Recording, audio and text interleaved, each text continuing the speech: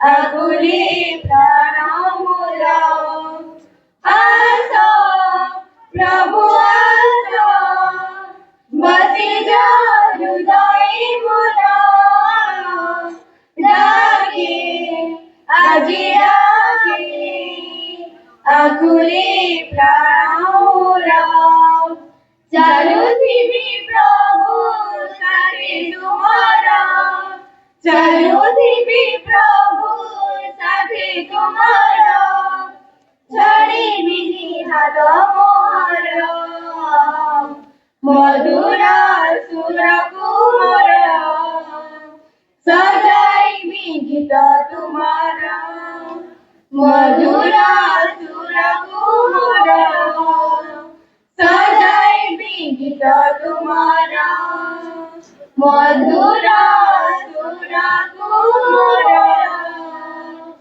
सजाई भी गीत तुम्हारा उपाय माने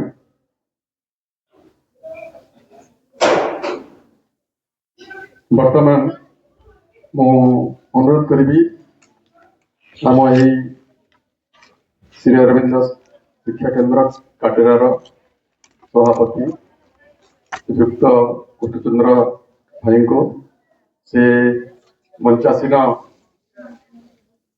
आलोचक आलोचिका तथा यही युव छात्र शिविर में योगदान कर समस्त भाई मान स्वागत करेंगे कृष्ण भाई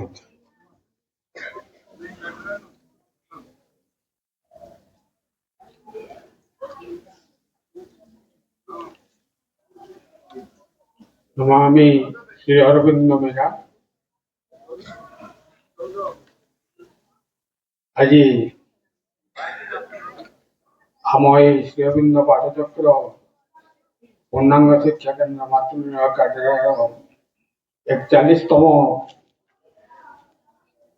पाठचक्र वार्षिक उत्सव एवं अष्टादश युव छात्र शिविर वार्षिक उत्सव यही अवसर आम अंशग्रहण कर मंचासीन भाई अजय भाई एवं अनेक भाई मान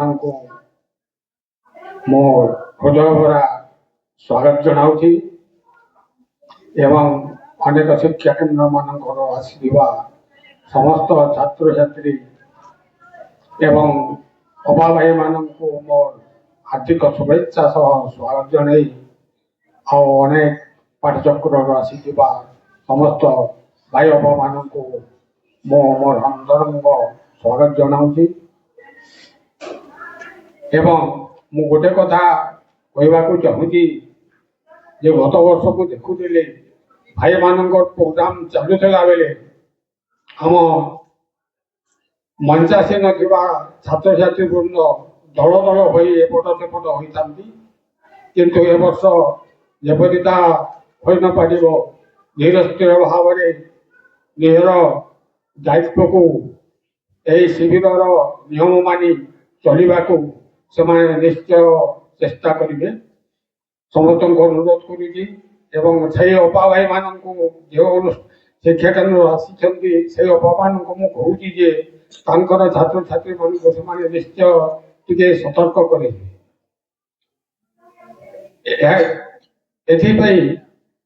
भाई मान प्रोग्राम चलुला बेले व्याघात घटी थाए तेणुक मुझे समस्त को अनुरोध करुँगी से निजर से धीर स्थिर भाव प्राय 45 मिनिट 1 घंटा पर्यंत बसवाई चेष्टा करेंगे समस्त को पुणी थे मोर अंतरंग शुभेच्छा एवं स्वागत जन रोचे वंदे मातरम।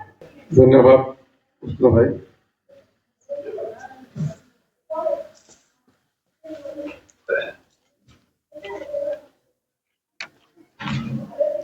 नमस्ते शरण्ये शिवे सनुकंपे नमस्ते जगद्व्यापिके विश्वरूपे नमस्ते जगद्वंदे पदारविंदे नमस्ते जगद्धारिणी त्राय दुर्गे। ओम नमो भगवती श्री अरविंदाय। ओम नमो भगवती श्री अरविंदाय। ओम नमो भगवती श्री अरविंदाय। कल्याणमयी श्रीमद परम प्रभु श्री अरविंद मंचासीन अजय भाई, कृष्ण भाई, सुरेंद्र भाई, जयंती अपा, रोहित भाई, प्रतिभा अपा, गिरिजा अपा, चाप भाई तथा सम्मुख भागे बसी मोर स्नेहर छात्र छात्री गण, विभिन्न पाठ्यक्रम आसिथिबा मातृ सन्तान गण,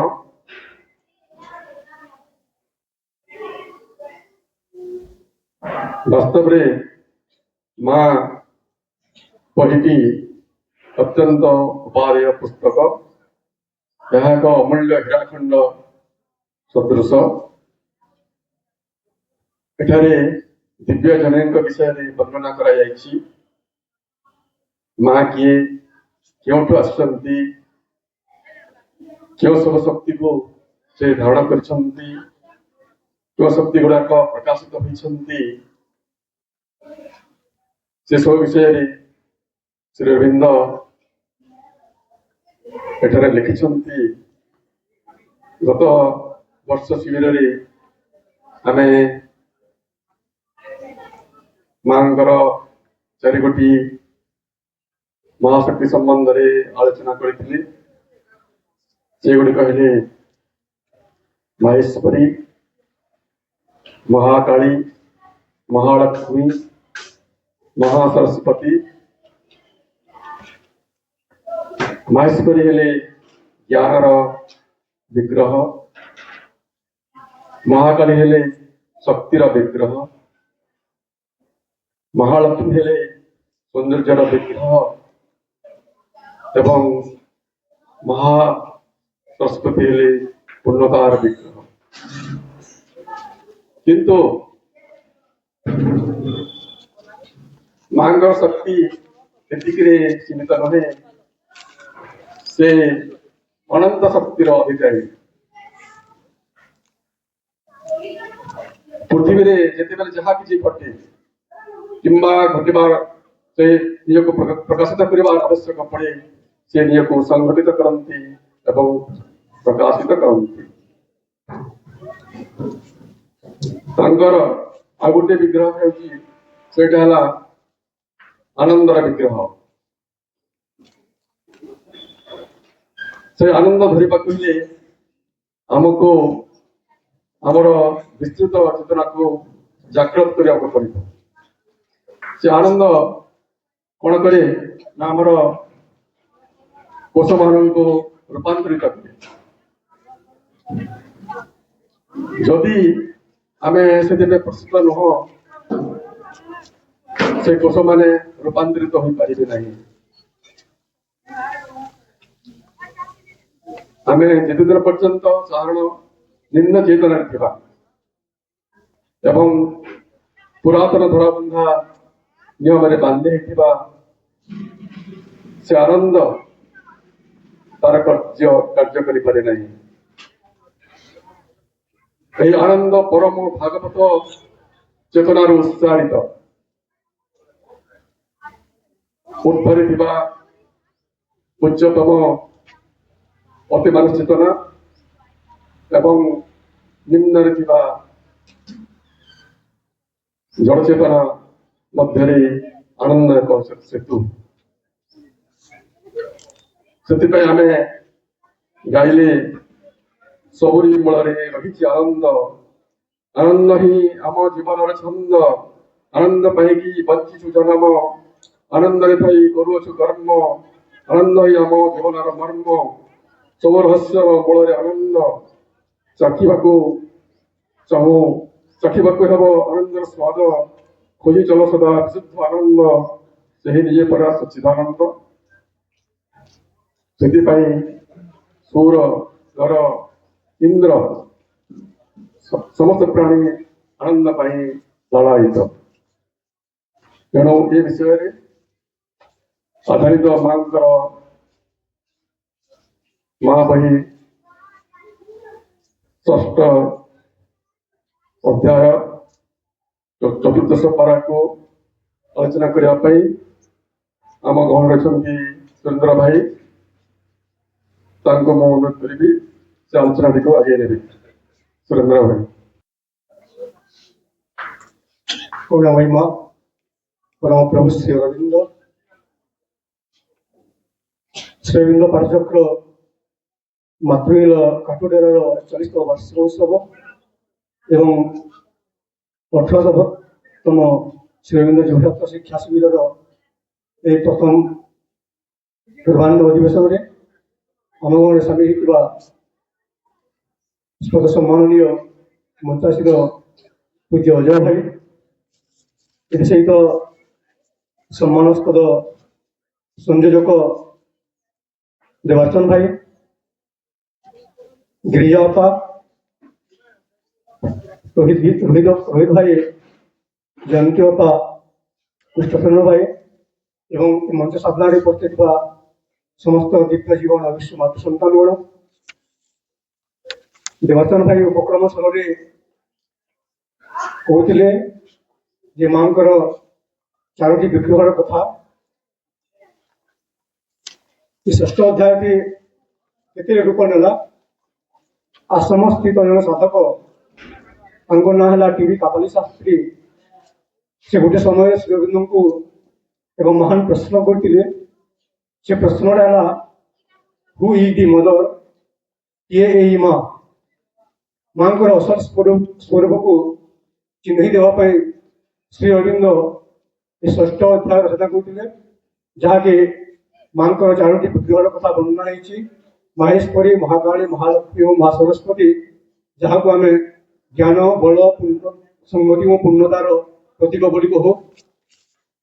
ମା ପୁସ୍ତକ 1928 ମସିହାରେ ପବ୍ଲିଶ ହେଲା ପରେ, ପ୍ରକାଶିତ ହେଲା ପରେ ପ୍ରେମାନନ୍ଦ କୁମାର ଏ ମା ପୁସ୍ତକ ପରେ ଗୋଟେ ଥେସିସ୍ ଲେଖିଥିଲେ। ସେ ଥେସିସ୍ର ପ୍ରଥମ 5ଟି ଲାଇନ୍ ଥିଲା, ଦି ମଦର ଇଜ୍ ଇନ୍ ମାତୃମନ୍ଦିର। ମାତୃମନ୍ଦିର ଭିତରେ ମା ଅଛନ୍ତି। The Matrimandir is in our heart. The Matrimandir is in our heart. ସେ ମାତୃମନ୍ଦିରଟା ଆମ ହୃଦୟ ମନ୍ଦିରରେ ଅଛି। In order to enter into the ମାତୃମନ୍ଦିର, ସେ ମାତୃମନ୍ଦିର ଭିତରକୁ ପ୍ରବେଶ କରିବା ପାଇଁ Sri Aurobindo gave a golden key to us. Sri Aurobindo ଆମକୁ ଏକ ସୁନାର ଚାବି ଦେଇଥିଲେ। That golden key is the mother, the book, the mother. সেই ଗୋଲ୍ଡେନ୍ ଚାବି ବା ସେ ମାଷ୍ଟର କି ହେଉଛି ମା ପୁସ୍ତକ।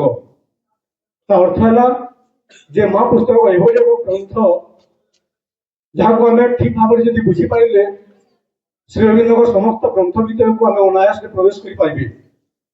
ସେଥିପାଇଁ ମା ପୁସ୍ତକକୁ ମାଷ୍ଟର କି ବୋଲି ବର୍ଣ୍ଣନା କରିଛନ୍ତି।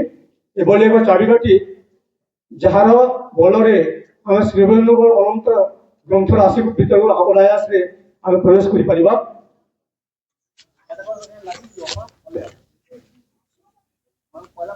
ତାପରେ ଆମେ ଜାଣିଲେ ମାଙ୍କର କେବଳ 4ଟି ବିଗ୍ରହ ନାହିଁ, ତାପରେ ଯାହା ଲେଖା ଅଛି, ଯାହା ମଧ୍ୟ ଆଲୋଚନା କରିବା ପାଇଁ ଦାୟିତ୍ୱ ଦିଆଯାଇଛି।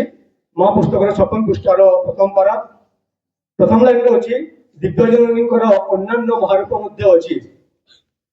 ଗୋଟିଏ ଲାଇନକୁ ଆମେ 2ଟି ପର୍ଯ୍ୟାୟରେ ଆମେ ଦେଖିପାରିବେ। ଦିବ୍ୟଜନନୀଙ୍କ ଅନ୍ୟାନ୍ୟ ମହାରୂପ ମଧ୍ୟ ଅଛି। ଧରାଯାଉ ମୁଁ ପଚାରିଲି ଯେ ସମସ୍ତଙ୍କୁ ଜଣକୁ ପଚାରିଲି ନିଜର ଆଡ୍ରେସ୍ ବା ନିଜର ଠିକଣା ଦିଅ ବୋଲି କହିଲି। ସମସ୍ତେ ଭିନ୍ନ ଭିନ୍ନ କଥା କହିବେ। କିଏ ଆମେ କାଡ୍ରାନୁ ହେଇଯିବ ବୋଲବା, କିଏ ଲଚିଦାନୁ ହେଇଯିବ ବୋଲବା, କିଏ ହିଲିପାଲିନୁ ହେଇଯିବ ବୋଲବା, କିଏ ମାତାଟାନୁ ହେଇଯିବ ବୋଲବା, କିଏ ଅତାବିରାନୁ, କିଏ ବରଗଡ଼ନୁ ହେଇଯିବ ବୋଲି କହିବେ। ସମସ୍ତେ ଆଡ୍ରେସ୍ ନିଜ ଆଡ୍ରେସ୍ ମାନେ ଠିକଣା। ଠିକଣା ବେଲେ ଯିଏ ଯେନ୍ ହେଇଯିବ ସେ କଥା କହିବେ। ମୁଁ ଯଦି ପଚାରିଲି ତମେ କିଏ ହେଇଯିବ, କିଏ ଲଚିଦାନୁ ବୋଲବା, ତମେ କିଏ ହେଇଯିବ, କିଏ ହିଲିପାଲିନୁ ହେଇଯିବ ବୋଲବା। ତ ଦିବ୍ୟଜନୀଙ୍କର ଗୋଟେ ଆଡ୍ରେସ୍ ଥିବା বা ଦିବ୍ୟଜନୀଙ୍କର ଗୋଟେ ଠିକଣାରେ ଥିବା। ତ ସେ ଠିକଣାଟା ଆମେ ଜାଣିଛୁ କି ଯଦି ନ ଜାଣିବେ ଆମେ କେମିତି ଆମର ମନର କଥା ମାଙ୍କୁ କହିପାରମା, ଆମ ହୃଦୟର ବ୍ୟଥାଟା ମାଙ୍କୁ ଜାଣିପାରମା। ଆମେ ଆଡ୍ରେସ୍ ଜାଣିବା ଦରକାର ନା। ଆମେ ଯାହାଙ୍କୁ ପୂଜା କରୁଛୁ, ଯାହାଙ୍କୁ ଆମେ ଦିନ ରାତି ସ୍ମରଣ କରୁଛୁ, ଆମର ହୃଦୟର କଥା ଯାଇକି କହୁଛୁ, ଆମର ମନର କଥା ଯାଇକି କହୁଛୁ, ତାଙ୍କର ଆଡ୍ରେସଟା ଆମେ ଜାଣିବା ଦରକାର କି ନୁହେଁ? ହଁ କି ନୁହେଁ କହ? ତୁମ ଫଟୋ ନା ଖାଇଯାଉ ଉପାସ କରିଛ, ଜାଣିବା ଦରକାର କି ନୁହେଁ? ସେ ମାଙ୍କର ଆଡ୍ରେସ ଜାଣିବା ଦରକାର। ଆମେ ଜାଣିଛୁ ନା? ঠিক আছে। শ্রী অরবিন্দ তাহলে সাবিত্রী গ্রন্থরে গোটে লাইন কোট করছন, সে জায়গায় আমি যদি জানিপাবা যে মাঙ্কর এড্রেস কাণে, মা কে রহুত তার এড্রেস কাণে। শ্রীবৃন্দ বলছেন infinity was our own natural লো। ইনফিনিটি অর্থ কোন? অসীম। Was our own natural home, মাঙ্কর নিত্য নিবাস স্থল, মা পার্মানেন্টলি যেন রহুতন, মাঙ্কর ঘর সেটা হচ্ছে ইনফিনিটি বা অসীম। তো যে অসীমতার বিবলর সে করে দেউছন, সে কেবল চারোটি বিগ্রহরে সীমিত রহবে কে? আমি যেন মাঙ্ক চারটা বিগ্রহ করলাম, যে তাহলে infinity was our own natural home, যে ইনফিনিটি রহুছন, যে অসীমর বিবলয় রহুছন, সে চারোটি স্বরূপরে কেবল সীমিত হয়ে রহবে কে? না রহন, কেন সে অসীম যে কোন তার সংখ্যা বি অসীম। তো প্রথম লাইন সেই হিসাবে বুঝিপার দিব্যজনক অন্যান্য মহারূপ মধ্যে ଅଛି, কেবল চারটা সত্তারে সে সীমিত নুহে।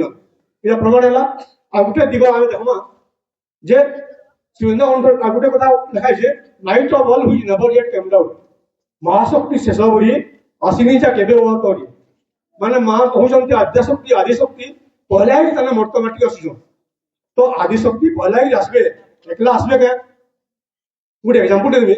ধর নরেন্দ্র মোদীর গোটে প্রোগ্রাম দেবা এই খাটনারে, নরেন্দ্র মোদী একলা হবা কি তাহারে পয়লা পুঁজি নেতা আমার দিবে? যাবে কি নিব?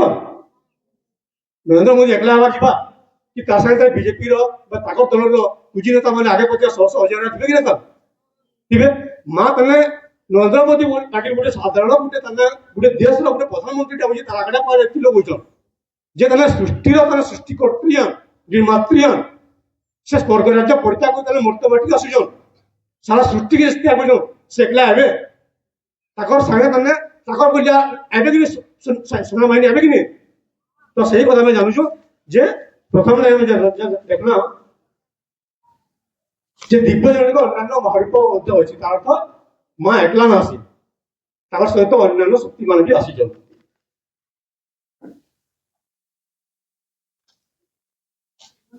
তারপরে যে পৃথিবীর আত্মপ্রসঙ্গ ক্রম বিকাশে সেমানে সেপরি স্পষ্ট ভাবে সম্মুখ আসি ছিড়াবন্তি নাই। মানে যেহেতু বর্তমানটা বিবর্তন একটা সেটি আক্টিভ হয়ে যেতে, ସେଥିଲାଗି ତାହେଲେ ବାକି ବିଗ୍ରହ ମାନେ ତାହେଲେ ଆମ ସମ୍ମୁଖ ଭାବେ ଆସିଲେ ନା ଆସିବାର, ତାହେଲେ ଆମେ ତାର ପ୍ରସ୍ତୁତି ନୁ, ଆମ ଗ୍ରହଣଶୀଳତାର ଅଭାବ ଅଛି। এই চারটা বিগ্রহকে আমি ভালো বুঝি না পাওয়ার, বাকি বিগ্রহকে বুঝি পারমা কে? ସେଥିଲାଗି ତାହେଲେ ବାକି ବିଗ୍ରହ ମାନେ ପରଦାର ଅନ୍ତରାଳରେ ଅଛନ୍, ବିବର୍ତ୍ତନ ଆଟେ ଯେତେ ଆଗକେ ଯିବା ବାକି ବିଗ୍ରହ ମାନେ ଆମ ସବୁକୁ ଅଗେ ଆଗେ।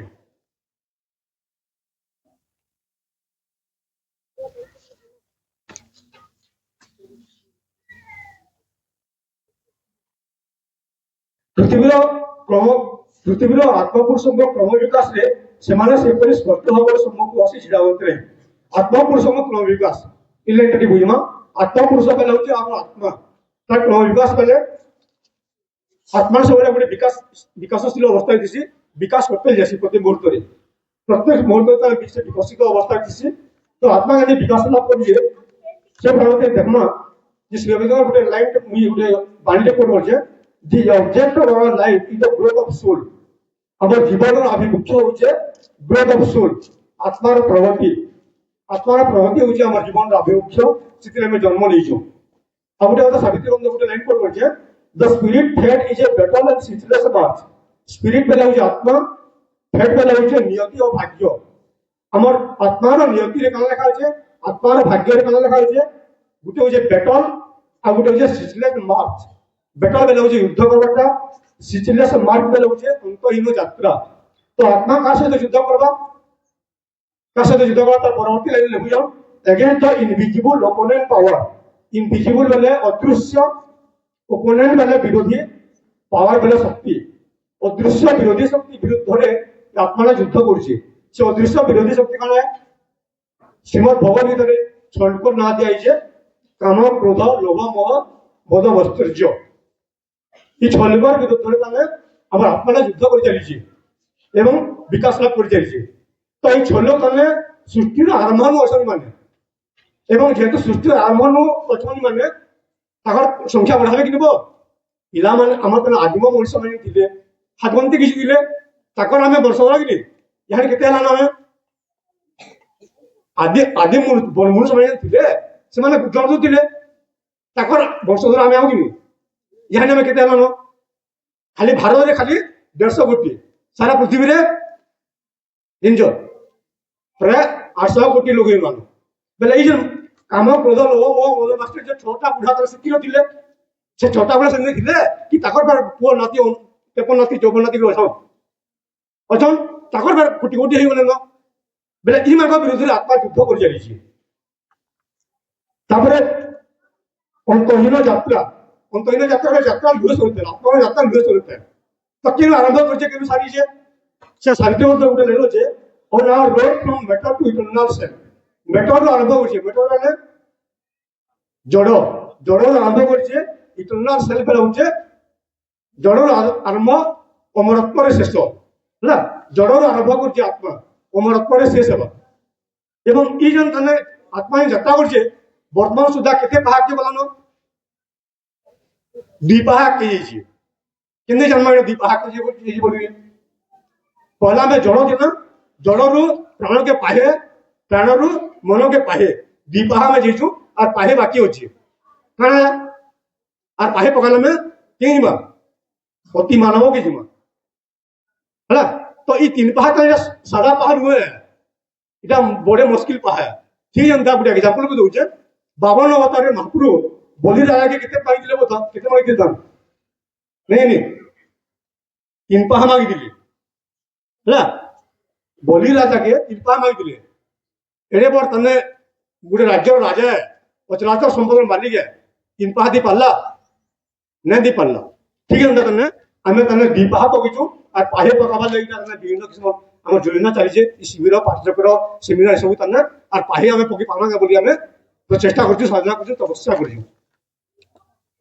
তারপরে ভাই বি কହୁଥିଲେ যে সবুরি মানে যেতে বি তনে অন্যান্য রূপ মানে অছে সেটি হয়তো গোটে শক্তি বা গোটে বিগ্রহ তনে আবশ্যকতা বেশি অছে সেটা হচ্ছে আনন্দর বিগ্রহ এবং আনন্দ বলে গোটে ওয়ার্ডটে 4টা 5টা জায়গায় লেখা হয়েছে বা আনন্দর বিগ্রহ বলিকি যে দুর্বার আনন্দর বিগ্রহ আনন্দ গোটে ভাগবত প্রেমর পরম পদরে উৎসাহিত আনন্দ মধ্যে নিহিত আছে গোটে অনুপম দিব্য মন্ত্র আনন্দ এই অন্তরালটু বিশ্বর অন্যান্য মহাশক্তি ক্রিয়াকে ধারণ করছে আনন্দ বলে শব্দ তলে কমসে কম 5টা লেখাইছে तो आनंदमयी माँ आई मझी गया श्री रविंद्र कहते केमेती जिन किए कह टे आनंदमयी माँ केमेती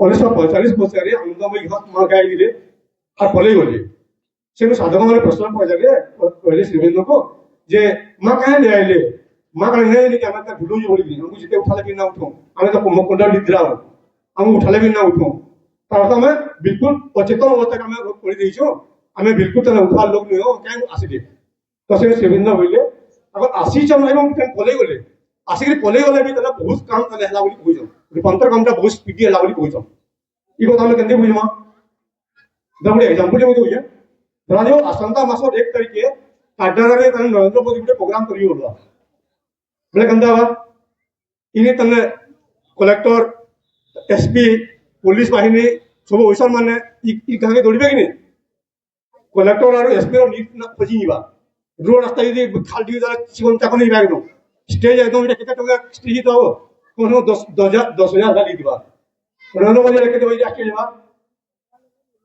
10 लाख टका कम ना गोटे स्टेज वाले है तो नरेंद्र मोदी खाली गोटे नोटिस देबे जे आबा मास 1 तारिख में आनी बोली ना आसले भी काणबा एकदम सब चकचक एकदम पुलिस माने छाई एरिया तो ना आसले भी तो ठीक से आनंदमयी माँ जन आसले ध्यान ले भी आसले से आसले बोली श्रीरविंद्र बोलत जे आम रूपांतर कामटा बहुत स्पीडी होला बोली कहूँ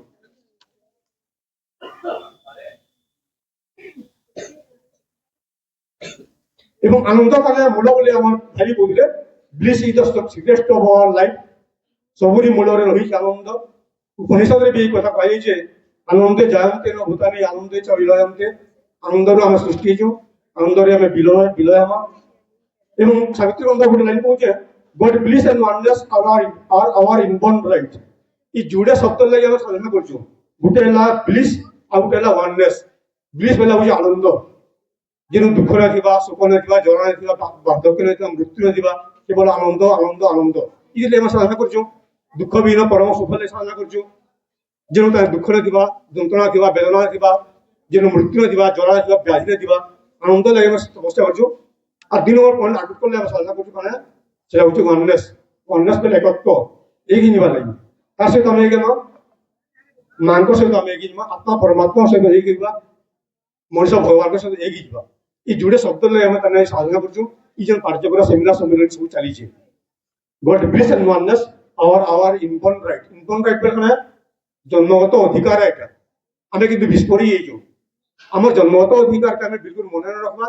জন্ম হবার পূর্বରୁ আমি কথা ହେଇଥିଲା ଇ ଯୋଡ଼େ କେ ନେଇକି আমি কাম করি বলি কইଥିଲା যে গড ব্লেস আর ওয়াননেস কে নেইকি আমি জীবনতে কাম করি বলি কইଥିଲା, কিন্তু আমি ভুলি যাইଛୁ। আর এই মর্তমাটিকা সেবা কাଣା করছো, কম্পিটিশন করছো। কাଣା কম্পিটিশন করছো, কিଏ କେତେ ଟଙ୍କା କହିପାରେ আর কিଏ କେତେ ମହାଜନ ହେଇପାରେ, ଆମେ କମ୍ପିଟିସନ ଚାଲିଛି ଆମର এটা। ସତେ ଏନ୍ତା ମରିଗଲେ ଆମେ ତାର ମରିଗଲେ ସେ ଧରିକି ଆମେ ବୁଢ଼ା ଆଡ଼େ ଯିବା ଲାଗି। আজ তো জনকর এক্সাম্পল মধ্যে দিন যে নাই ভাই বহুতটা টমি কমে দিলি তো কেটে টম নিজে মরি গলে তারা খোলা বই করছি আজ তো কি নই নিয়ে পারো আজকে বি নই না পারো কি মা বাড়ি নেই পারবে তাও 3 ভরি 4 ভরি রকিছন গোটে ভিতরে প্রায় জিরো ব্যালেন্স যেতে হইগলা হিন্দে জিমা।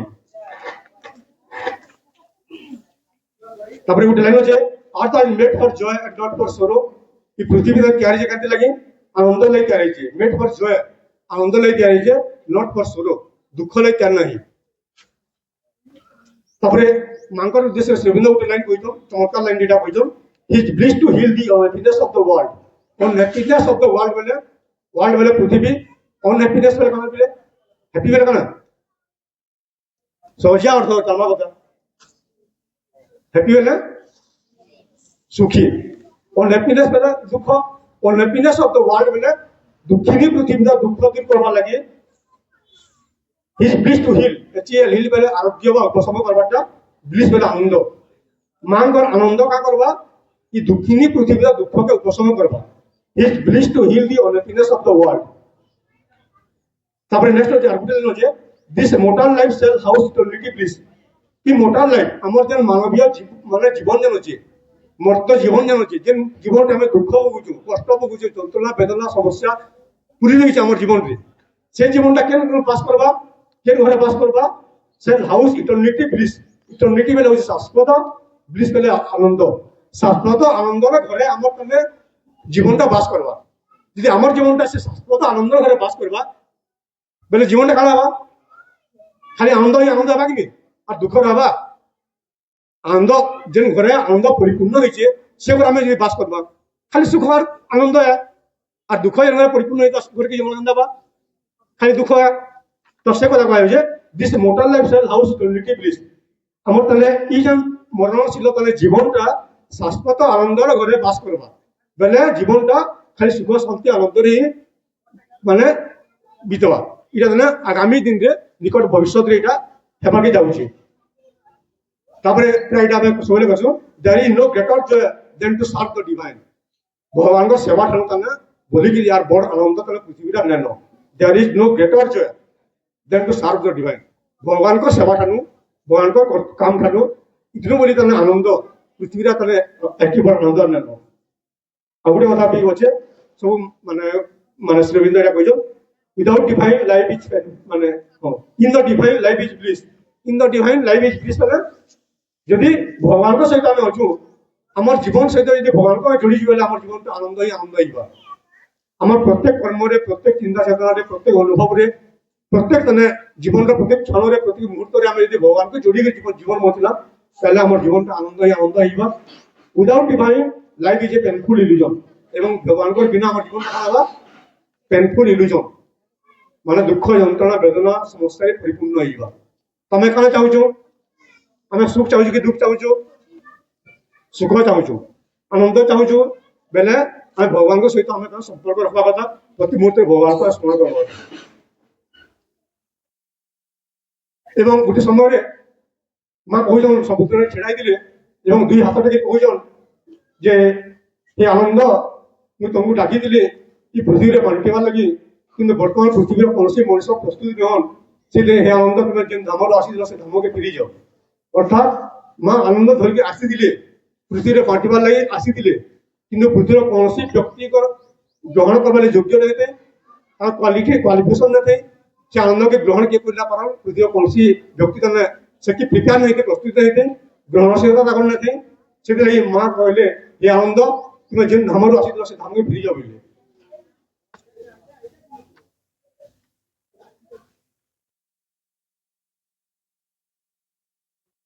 ତାପରେ ଆଉ ଗୋଟେ ଅଛି ଅତିମା ସହିତ ଉଚ୍ଚତମ ଉଚ୍ଚତା ଓ ଜଳର ଅଧସ୍ତମ ଗହ୍ୱର ମଧ୍ୟରେ ମିଳନ ସେତୁ ସ୍ଥାପନ କରିବାକୁ ସକ୍ଷମ ତ ମିଳନ ସେତୁ ସେତୁ ବେଳେ କାଣା ଓଡ଼ିଆ ଅର୍ଥ ପିଲାମାନେ କହ ଟିକେ ସେତୁ ଅର୍ଥ ବ୍ରିଜ ବ୍ରିଜ ଅର୍ଥ କାଣା ବ୍ରିଜ ବୋଇଲେ ଓଡ଼ିଆ ଫୁଲ ବା ଫୁଲ ଓଡ଼ିଆରେ ଫୁଲ ବର୍ଷ ବ୍ରିଜ କାଣା କୃଷ୍ଣ ବ୍ରିଜର କାମ କାଣା ଇ କୁଡ଼ାର ଲୋକ ଆରେ କରିକେ ଯାଇପାରବା ଇ ମୁଣ୍ଡର ଲୋକ ଆରେ ମୁଣ୍ଡ ଯାଇପାରବା ସହଜରେ ବ୍ରିଜର କାମ ସେଟା ତ ବୋଲେ ସେ ବାବୁ ଭାଇছে যে সি তো গোল্ডেন ব্রিজ তো ওয়ান্ডারফুল ফায়ার বলি কয়েছে সুবর্ণ সেতু সে যে পুণ্য অনুপম বলি কয়েছে এবং মাঙ্ক তলে কিয়ে এই মারে শ্রীবৃন্দ দেখুছ যে mother of all godhead and strength who mediatrix bind creation to the supreme mother of all godhead and strength mother of all godhead মানে ସବୁ ଦେବାଦେବୀ ମାନଙ୍କର ଜନନୀ ଆତ୍ମା ବୋଲେ ଆସ୍ତ ଆମେ ଯେତିକି ଦେବାଦେବୀ ପୂଜା କରୁଛୁ ଆସିଛୁ ଲକ୍ଷ୍ମୀ ମାହେଶ୍ୱରୀ କାଳୀ ଦୁର୍ଗା ଗଣେଶ कार्तिकीय खुदुकुड़ी विश्वकर्मा ब्रह्मा विष्णु महेश्वर जहाँ पूजा करते समस्त माँ हूँ इ माँ जे माँ को पूजा कर कहला मदर अफ ऑल गॉडहेड बोली कहे एपरिक कृष्ण मोर सन्तान बोली कहछन माँ टे केबे निजर पुओ के ताने कृष्ण श्री ना लगे बेले माँ ताले कृष्ण को ताले कृष्ण बोली कहछन कृष्ण इज माय सन बोली कहछन गोटे माँ टे तार पुओ के श्री बोली देखिए तार पुओ यदि नहीं दिबा राम जी नहीं दिवा ये श्री राम आत्म वर्षी के तार माटा ठीक है राम वर्षी की बाबू वर्षी तो माँ को सन्तान जेतु कृष्णवान तो श्री कृष्ण बोली माँ ने रखी कृष्ण को डाकी कहे माटे तार छुआ के सब ना तो डाकी श्री बोली ना लगे मदर ऑफ ऑल गॉडहेड सब शक्तिर से अधिकारिणी এবং সে হচ্ছে বেডিয়েটিক বেলে সংযোগী স্থাপন করবাটা বেডিয়েটিক bind creation to the supreme creation অর্থ কানা পিলানে ক্রিয়েশন মানে হচ্ছে সৃষ্টি creation to the supreme supreme मैंने स्रष्टा माने सृष्टि और स्रष्टा के मैंने जो सूत्र करबे ब्रिज करबे से दिली मां आसीछन एवं श्रीविंद श्रीविंद कियान श्रीविंद भुजन एमानेशन ऑफ द सुप्रीम परमंकर परम अवतार कहीं आसिले से भी तने गुटे नुआ जाति एवं नुआ जगत के घोषणा करबाले आसीछन नुआ जाति होजे अतिमानस दिव्य जाति नुआ जगत होजे अतिमानस दिव्य जगत समस्त तने बहुत देइबा आगे गले बहुत पारराटिया और इटा कहले तो असंख्य बहुत लंबा बेइबा मोर कथार विराम देबी कहले बेले आके तने अनेक वक्ता बनि बसन अनेक भाई मन बसन उपपरि बसन तो समस्त अशेष धन्यवाद है समस्त धर मांको निकट कृतज्ञता रहउछे वंदे मातरम धन्यवाद सुरेंद्र भाई बहुत सुंदर आलोचना आनंदर विग्रह संपर्क में आलोचना कले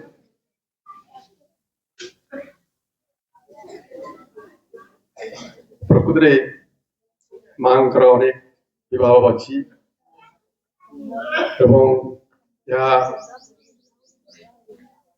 धीरे धीरे पृथ्वी प्रकाशित हम जिते बेले विराट कार्य करने जो विश्वास प्रयोजन से आम भितर जागृत करने को पड़ो माँ शक्ति पाखे आम निजक अकुंठित भाव में समर्पित करने समय आसी पहुंची बिना समर्पण कौन कार्य संभवपर नुहे आम यही महान जग पथरे जापर ना जिते बेले श्री अरविंद पंडिचेरी आश्रम आसी रही माँ आसिले आश्रम समस्त दायित्व मां को अर्पण करागला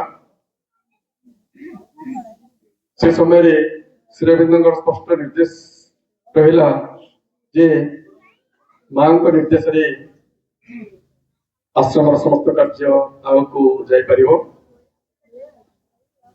ଏବଂ ସବୁ କାର୍ଯ୍ୟ ମାଙ୍କୁ ସମର୍ପଣ କରି ଆମେ କରିବା।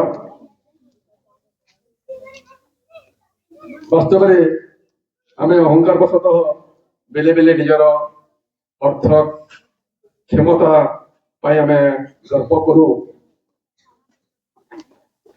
କିନ୍ତୁ ସତରେ ଆମେ ଭାବିକି ଦେଖିବା ଯେ ଆମେ କେତେ ଅସହାୟ ଜୀବନଟିଏ ବଞ୍ଚିଛୁ।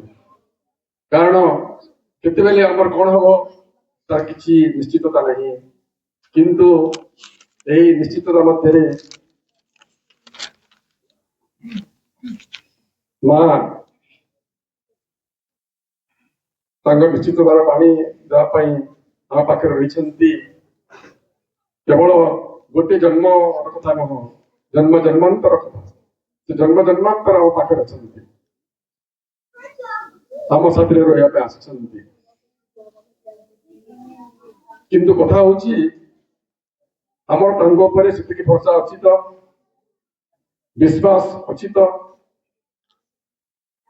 ଆମେ ତାଙ୍କୁ ଦିବ୍ୟଜନ ଭାବରେ ଆନ୍ତରିକ ଭାବରେ ଆମେ ସମର୍ପଣ କରୁଛୁ ତ। ଏ ବିଷୟରେ ମହାବହିର 6ଠ ଅଧ୍ୟାୟର 15 ପାରାକୁ ଆଲୋଚନା କରିବା ପାଇଁ ମୁଁ ସମାନସ୍ପଦ ଜୟନ୍ତୀ ବାପାଙ୍କୁ ଅନୁରୋଧ କରୁଛି, ସେଇ ଆଲୋଚନାଟିକୁ ଆଗେଇ ନେବେ। करुणामयी माँ परम प्रभु श्री अरविंद उपस्थित समस्त अपा भाई मान को मोर हृदय भरा नमस्कार। आज जो आलोचना माँ पुस्तक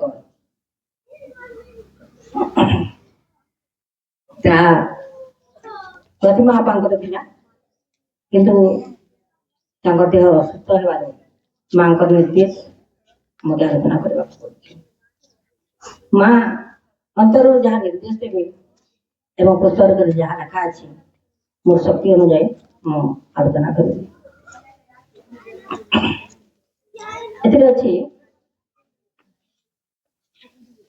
जदि तुम्हें यह रूपांतर कामना कर तेबे माँ और माँ कर शक्ति सकल हाथ अकुंठित भाव अबाधे निजक समर्पण कर। तुम भितर निर्विघ्न कार्य करने माँ जदि लिखिछन श्रीमंकर चिंता भावना चेतना तो ऊर्ध्व स्तर आमर ये मनरे विचार करबा के भाबिबा ता जदि असंभव नहीं निश्चय संभव सेटा, किंतु आम पाई ही लिखिछंती तुम्हें जदि रूपांतर कामना कर। रूपांतर आम जानू समस्ते ये जो योग श्रीमाश्रमक योग जहाँ आम समस्ते चलीछु ग्रहण करूँ से अनुसार आमर जीवन प्रभावित होती योग हूँ गोटे कठिन योग आम समस्ते से योग को ग्रहण करूँ। यहाँ हूँ रूपांतर योग। रूपांतर कौन हम आम जहाँ बाह्य देखुचु जहाँ रूपांतर करने संभव नुहे, अंतर जहाँ अच्छे रूपांतर करवा। रूपांतर कामना कर तेज माँ और माँ शक्ति सकल हाथ में अकुंठित भाव अबाधे निजक समर्पण कर। योग हूँ समर्पण योग। आम गीतार पढ़ु आरंभ चेतना आरंभ कर लास्ट समर्पण करवा, किंतु माँ जोगे आम आरंभ समर्पण करवा समर्पण करवा। माँ कहते ये माँ शक्ति आम अकुंठित भाव अबाधे समर्पण करवा। तुम भितर निर्विघ्न कार्य करवा दियो, आम भितर कार्य करवा। आम भितर कौन अच्छी से माँ कार्य कर। तीनोटी जिनिस तुम सकाशे प्रयोजन चेतना नमनीयता निशेष समर्पण। आम प्रथम बुझा चेतना कौन नमनीय कौन और समर्पण करनी माँ समर्पण कर चेतना। आम जागतिक संसार में ବାସ କରୁଛୁ, ଯାହା ଗ୍ରହଣ କରୁଛୁ, ଯାହା ଅନୁଭବ କରୁଛୁ ସେଥିରେ ଚେତନା ନାହିଁ। ଆମେ ଅଚେତନ ଅବସ୍ଥାରେ କର୍ମ କରି ଚାଲିଛୁ। ଚେତନା କେତେବେଳେ ଆସିବ? ଯେତେବେଳେ ଆମେ ମାଙ୍କୁ ଅନୁଭବ କରିବା। କେତେବେଳେ ଅନୁଭବ କରିବା? ପ୍ରତ୍ୟେକ କର୍ମରେ, ପ୍ରତ୍ୟେକ ଗତିବୃତ୍ତିରେ ସଚେତନ ହେବା। ଯାହାକି ଯେଉଁ କର୍ମ କରୁଛୁ ସେଇ କର୍ମ ଆମେ ମାଙ୍କର କର୍ମ କରୁଛୁ ଏଇ ଭାବ ନେଇ କର୍ମ କରିବା। ତାହେଲେ ଆମ ଭିତରେ ଗୋଟେ ସଚେତନତା ହବ। ଆଉ ଗୋଟେ କହିଲେ ନମନୀୟ। ନମନୀୟ କଠିନ ନୁହେଁ, ନମନୀୟ। ତାହେଲେ ଆମେ କଣ ନମନୀୟ କରିବା? ଆମର ଅନ୍ତରରେ ଜଳ ଅଛି, ମନ ପ୍ରାଣ ଆଉ ଯାହା ଦେଖୁଛୁ ଆମ ଗୋଟେ ଶରୀର এইটাକୁ ଆମେ ନମନୀୟ କରିବା। ଯାହାକି ଆମେ ଗୋଟେ ଗଛ ଥିସି ସେ ଭାଙ୍ଗେ ନାହିଁ, ଆମେ ଭାଙ୍ଗି ପଡିବା ନାହିଁ, ନମନୀୟ ହେବା। ନମନୀୟ ମାନେ ଭାଙ୍ଗିବା ନାହିଁ। ଯେତେବେଳେ ମାଙ୍କ ପାଖରେ ଆମେ ନମନୀୟ ମାନେ ଅତି ଶିଶୁ ପରି ତାଙ୍କ ପାଖରେ ଆମେ ସମର୍ପଣ କରିବା। ନିଃଶେଷରେ ସମର୍ପଣ। ନିଃଶେଷରେ ବୋଲେ ଆମର ଯାହା କିଛି ଅଛି, ଆମର ପ୍ରତ୍ୟେକ କର୍ମ, ପ୍ରତ୍ୟେକ ଗତିବୃତ୍ତି ବୋଲେ ଆମେ ଯାହା ଦେଖୁଛୁ, ଯାହା କରୁଛୁ ସବୁ ସମର୍ପଣ କରିବା ମାଙ୍କ ପାଖରେ। ସମର୍ପଣ କରିଦେଲେ ତାଙ୍କର ହୋଇଯାଏ। ଆମେ ସମର୍ପଣ କହିଲେ ଖାଲି ଯେ ବୁଝୁ ଦେଇଦେବାଟା, এটা ସମର୍ପଣ। ସମର୍ପଣ ପୂର୍ଣ୍ଣ ସମର୍ପଣ ଆମେ ହୋଇପାରିବା କେତେବେଳେ? ଯେତେବେଳେ ପ୍ରତ୍ୟେକ କର୍ମ ଆମେ ସଚେତନ ଭାବରେ କରିବା। ତାହେଲେ ପୂର୍ଣ୍ଣ ସମର୍ପଣ ଆମର ଭିତରେ ଆସିପାରିବ। ଆଉ କହୁଛନ୍ତି ମା ତୁମକୁ ମନରେ, ଅନ୍ତରାତ୍ମାରେ, ହୃଦୟରେ, ପ୍ରାଣରେ ଏପରିକି ଦେହର ପ୍ରତି କୋଷଣରେ ବି ସଚେତନ ହେବାକୁ ହେବ। ମା ଏବଂ ମାଙ୍କର ଶକ୍ତି ସବଳ ଏବଂ ସେମାନଙ୍କ କ୍ରିୟା ସମ୍ବନ୍ଧରେ ସଜାଗ ହେବାକୁ ହେବ। ଆମେ ଜାଣିଛୁ ଆମ ଭିତରେ ଗୋଟେ ମନ ଅଛି, ଅନ୍ତରାତ୍ମା ଅଛି, ହୃଦୟ ଅଛି, ପ୍ରାଣ ଅଛି ଏବଂ ତାହାକୁ ଆମେ ଅନୁଭବ କରିପାରୁ, ଦେଖିପାରୁନାହୁଁ। ମନକୁ ଦେଖିପାରୁନାହୁଁ, ପ୍ରାଣକୁ ଦେଖିପାରୁନାହୁଁ, ହୃଦୟକୁ ଦେଖିପାରୁନାହୁଁ। ସେଟା ହଉଛି ଅନୁଭବ କଥା। କିନ୍ତୁ କଣ ଦେଖୁଛୁ? ଶରୀରକୁ ଆମେ ଦେଖୁଛୁ। এই ସବୁ ଜିନିଷ ଭିତରେ ଅଛି କଣ? ପ୍ରତି କୋଷଣରେ ବି ସଚେତନ ହେବାକୁ। କୋଷଣ ବୋଲେ আর ভিতরে ଯେଉଁ ଶିରା ପ୍ରଶିରା ଯାହା ଅଛି ପ୍ରତ୍ୟେକ ସେମାନେ ଶିଥିଳ ନମନୀୟ ହୋଇପାରନ୍ତି। କେତେବେଳେ? ଯେତେବେଳେ ଆମେ ସଚେତନ ହେବା। ସେ ପ୍ରତ୍ୟେକ ଶିରା ପ୍ରଶିରାରେ ମାଙ୍କର କାର୍ଯ୍ୟ କରିବାକୁ ହେବ। ସମସ୍ତଙ୍କୁ ସବୁ ଆମ ଭିତରେ ସମର୍ପଣ କରିବେ ଯାହା କିଛି ଆମ ଭିତରେ ଅଛି। ସେ ତୁମର ତାମସିକତା, ତୁମର ଅଚେତନ ଅଙ୍ଗ ସକଳ ଓ ଅବସ୍ଥା ଭିତରେ ବି କାର୍ଯ୍ୟ କରିପାରନ୍ତି ଏବଂ କରନ୍ତି ବି। ତଥାପି ସେହି ଜିନିଷ ହେଲା ଗୋଟେ ପ୍ରକାର ଏବଂ ତୁମେ ଯେତେବେଳେ ତାଙ୍କ ସାଙ୍ଗରେ ଜୀବନ୍ତ ଜାଗ୍ରତ ସଂଯୋଗ ସ୍ଥାପନ କର ସେହି ଜିନିଷ ହୁଏ ଅନ୍ୟ ପ୍ରକାର। ତିନୋଟି ୱାର୍ଡ କଜମା ଶ୍ରୀମୁଣ୍ଡ ଯାହା ଲେଖିଛନ୍ତି, ଜୀବନ୍ତ ଜାଗ୍ରତ ସଂଯୋଗ ସ୍ଥାପନ କରିବା। ଆମେ କଣ ମୃତ? ଆମେ ଜାଗ୍ରତ ନୁହଁ, ଜୀବନ୍ତ ନୁହଁ। ଆମେ ଯେତେବେଳେ ଜୀବନ୍ତ ହେବା, ଯେତେବେଳେ ସେ ଦିବ୍ୟତାକୁ ଅନୁଭବ, ଦିବ୍ୟ କର୍ମରେ ସାମିଲ ହେବା ଏବଂ ଜାଣିବା ଯେ ମୋ ଭିତରେ ଜଣେ କାର୍ଯ୍ୟ କରୁଛନ୍ତି, ମୋ ଭିତରେ ଜଣେ ପ୍ରେରଣା ଦେଉଛନ୍ତି, ମତେ ସଜାଗ କରୁଛନ୍ତି। ତାହେଲେ ଆମେ ଗୋଟେ ଜୀବନ୍ତ ସତ୍ତା ହେବା ଏବଂ ଜାଗ୍ରତ ସଂଯୋଗ ସ୍ଥାପନ କରି ସେଇ ଜିନିଷ କଣ ଅନୁଭବ କରିବା? ପ୍ରଭୁଙ୍କୁ ଅନୁଭବ କରିବା। ଜୀବନ୍ତ ଆକାରରେ ଆମ ଭିତରେ ତାଙ୍କୁ ଅନୁଭବ କରିବା, ଜାଗ୍ରତ ହେବା। ଆମେ ଜାଗ୍ରତ କେତେବେଳେ ହେଉ? ଆମେ ସବୁବେଳେ କର୍ମ କଲା ବେଳେ ଅଚେତନ ଭାବେ କର୍ମ କରୁ, ଆମର ସଚେତନ ନଥାଏ। ସାଧାରଣ ଜୀବନରେ ଆମେ ସାଧାରଣ ହିସାବରେ କର୍ମ କରିଥାଉ, ଜାଗ୍ରତ ନଥାଉ। ତାହେଲେ ଆମକୁ ଜାଗ୍ରତ ହେବାକୁ ହେବ ଯେତେବେଳେ ମାଙ୍କ ଶକ୍ତିକୁ ଆହ୍ୱାନ କରି ଅନ୍ତର ଭିତରେ ପ୍ରେରଣା ପାଇବା ଏବଂ ଭାବିବା ଯେ ମୁଁ ତାଙ୍କର କର୍ମ କରୁଛି। ତାହେଲେ ଆମେ ଜାଗରିତ ହେବା ଏବଂ ଏହି ମନ ପ୍ରାଣ ଶରୀରରେ ଜାଗ୍ରତ ହେଲେ ପୂର୍ଣ୍ଣ ସମର୍ପଣ ତାଙ୍କ ପାଖରେ ଆମେ କରିପାରିବା ଏବଂ ମାଙ୍କ ସ୍ପର୍ଶ ପାଇପାରିବା। ମାଙ୍କ ସ୍ପର୍ଶ ନିକଟରେ ତୁମର ସମଗ୍ର ପ୍ରକୃତି ଯେପରି ନମନୀୟ ହୁଏ, ଆତ୍ମ ସର୍ବସ୍ୱ ଅବୋଧ ମନ ଯେପରି ପ୍ରଶ୍ନ କରେ, ସଂଶୟ କରେ, ତର୍କ କରେ ଏବଂ ନିଜର ଜ୍ଞାନ ଲାଭ ଓ ପରିବର୍ତ୍ତନରେ ନିଜେ ହିଁ ବିରତି ହୁଏ।